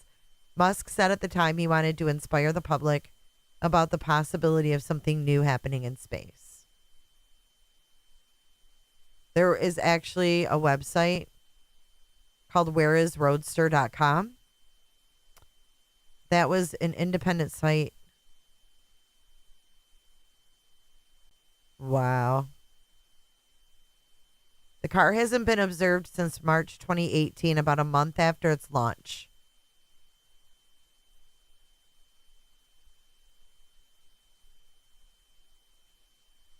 So he must have live streamed for, I don't know how long. The more you know, right? The more you know.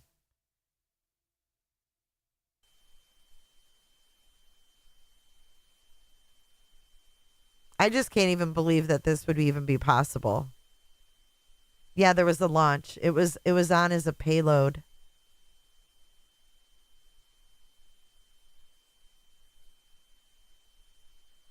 Oh, really, Nash?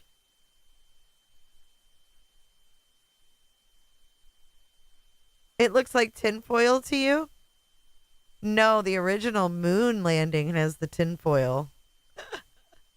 Apollo. Look at the tinfoil on that bish. Look. Where's a good picture of it? Oh, how about when they talked to President Nixon? See, there's the ham foil right there. Good, Al. I'm starting the camera. Hold on.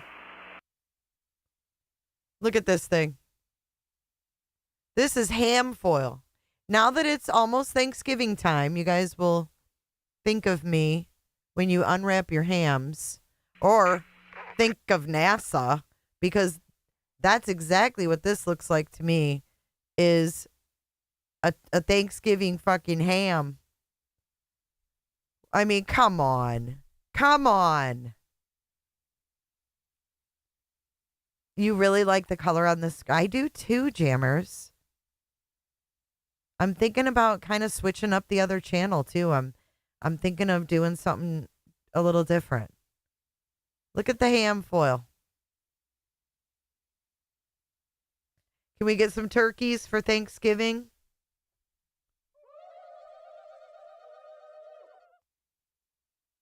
I mean, look at that. It's ridiculous to think that that made it through the atmosphere.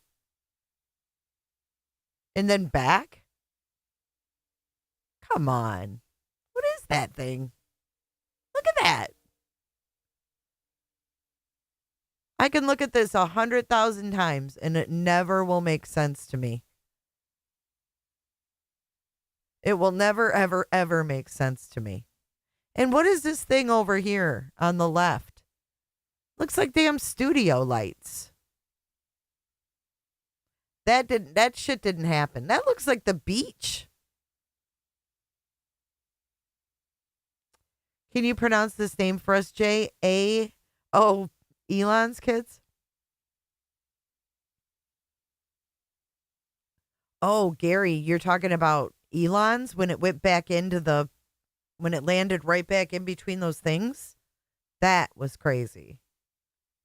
But this, yeah, and then they spoke to President Nixon on the horn. Please tell me you've seen that.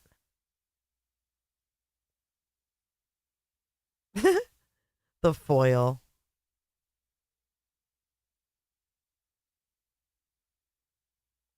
And remember this guy, this Buzz, he got so mad when people would say it didn't happen.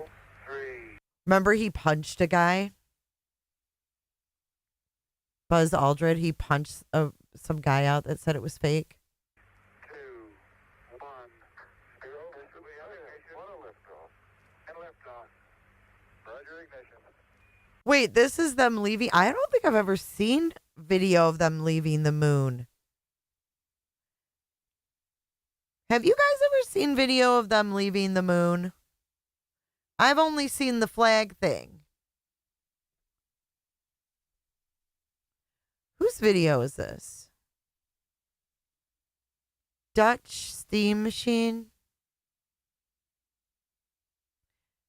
Have you guys ever seen it taking back off?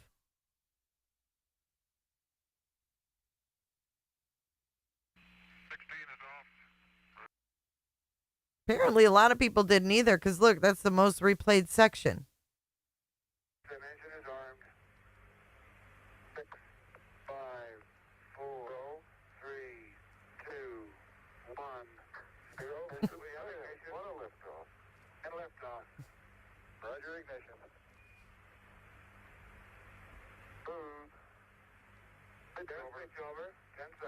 The guidance, the onboard guidance has now taken over control.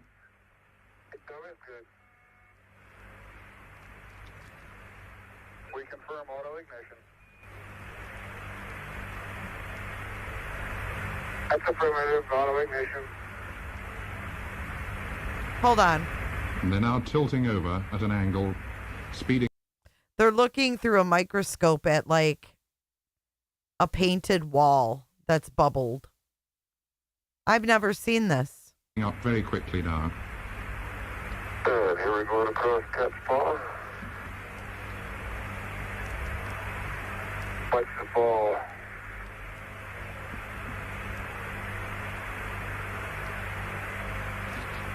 Steering looks good, Houston. Roger, you're looking good from down here, Al. Coming up on 1 minute. 2, 1, Mark 1. Mark 1. Cooters in space.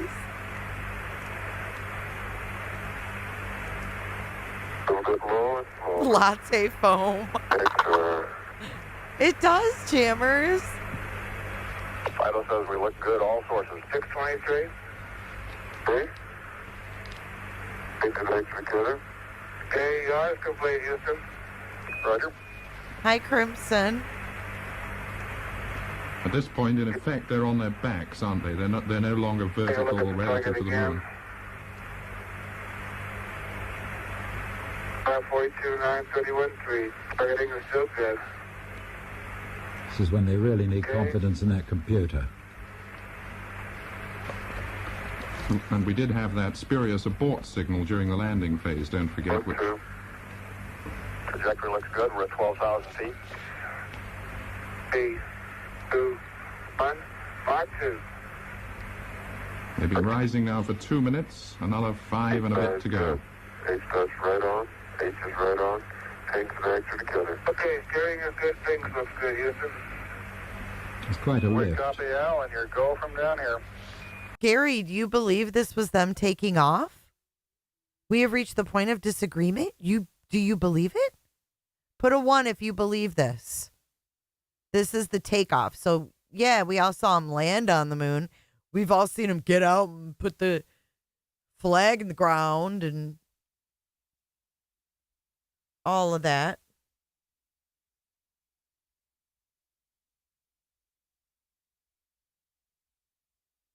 I want to know. I want to know. I need to know.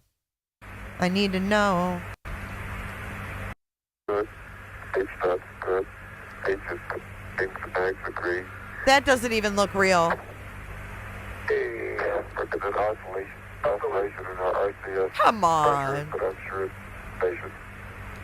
It's Swiss cheese. Talking about the fuel pressures in their reaction control system, the little motors on the side of the lunar module. Gary. Which they don't really need at this stage. 31. And your go from the ground at 3.5. Everything's nominal. Okay, Bruce. Looks good here. Nominal really means fine, I think, in this context. Used to be called all systems go in the old days. I'm looking good. They're just hovering. Primary onboard guidance system and the abort guidance system both agreeing with each other, which is always... It's pretty damn clear, if you ask me, for 1969. Almost too clear for 1969. Good agreement. And MISFIN is the network of tracking stations on the Earth, which also agrees with what the computer says. 25 to go. Out of plane looks good. Okay. Yeah, I've never seen that part. I've seen, let's see them take off.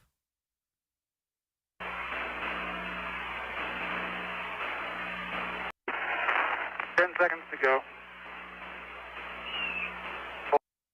Oops. 4.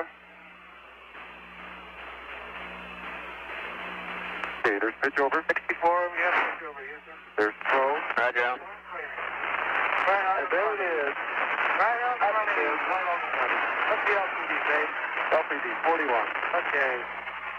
Back. That is 41. Beautiful. Right out the window, just like how it is.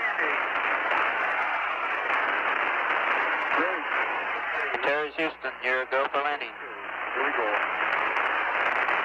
Thank you, sir. 3,000. Okay, you're out of 3,000 now. 75 feet a second. Okay, right out. That ham foil's about to hit the lunar surface. Houston, I'm on app.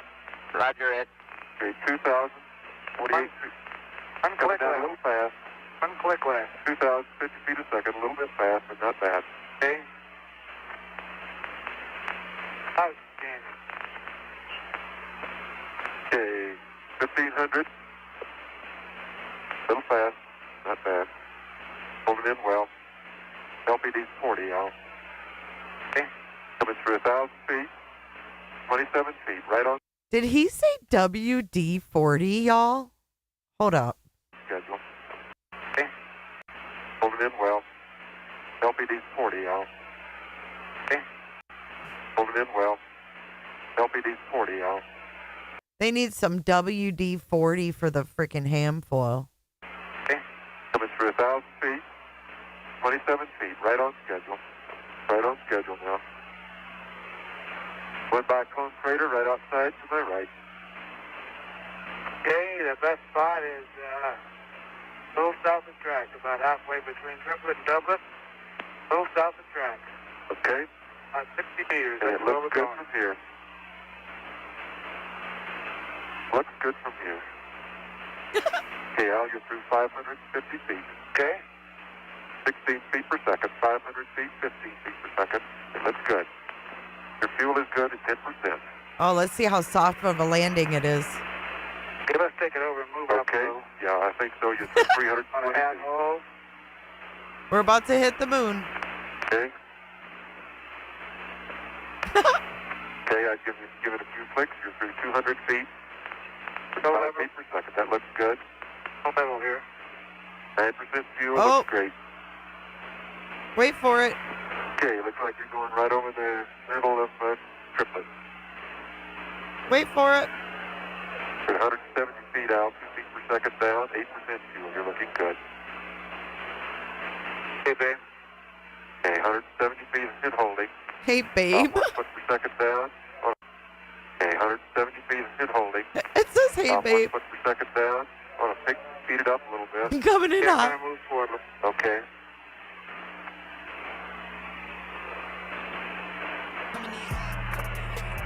Okay, 7% fuel.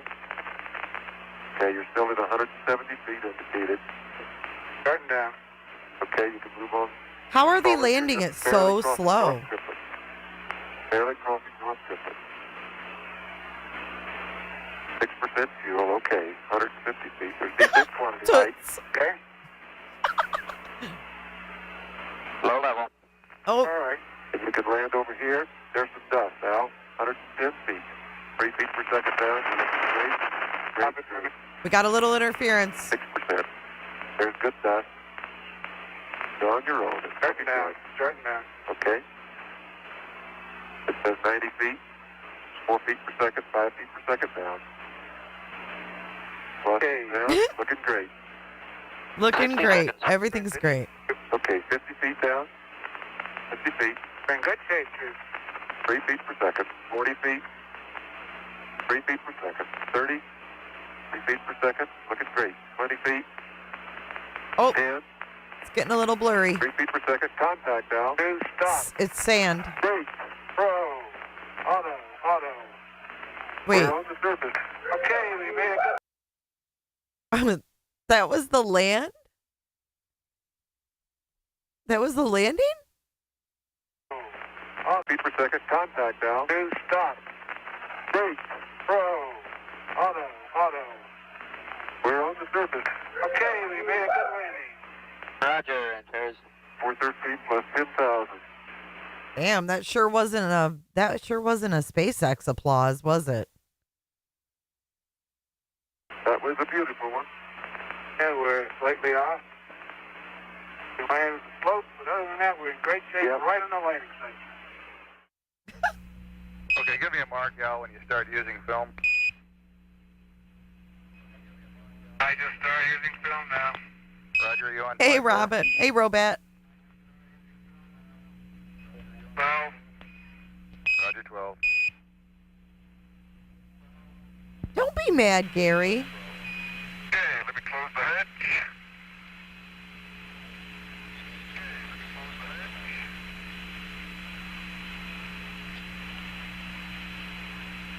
That's not too far.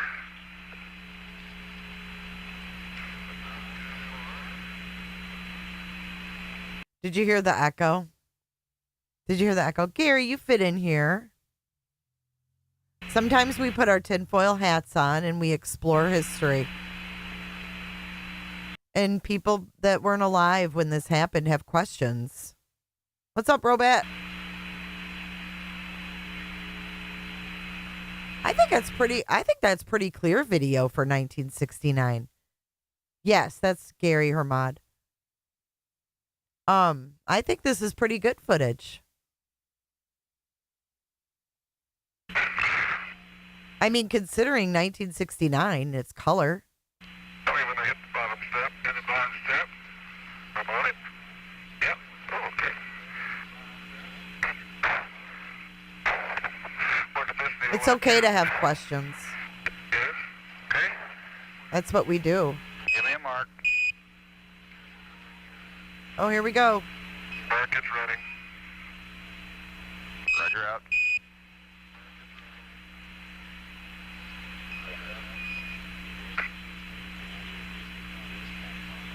I also think it's interesting to go back and watch. I think this is very good footage.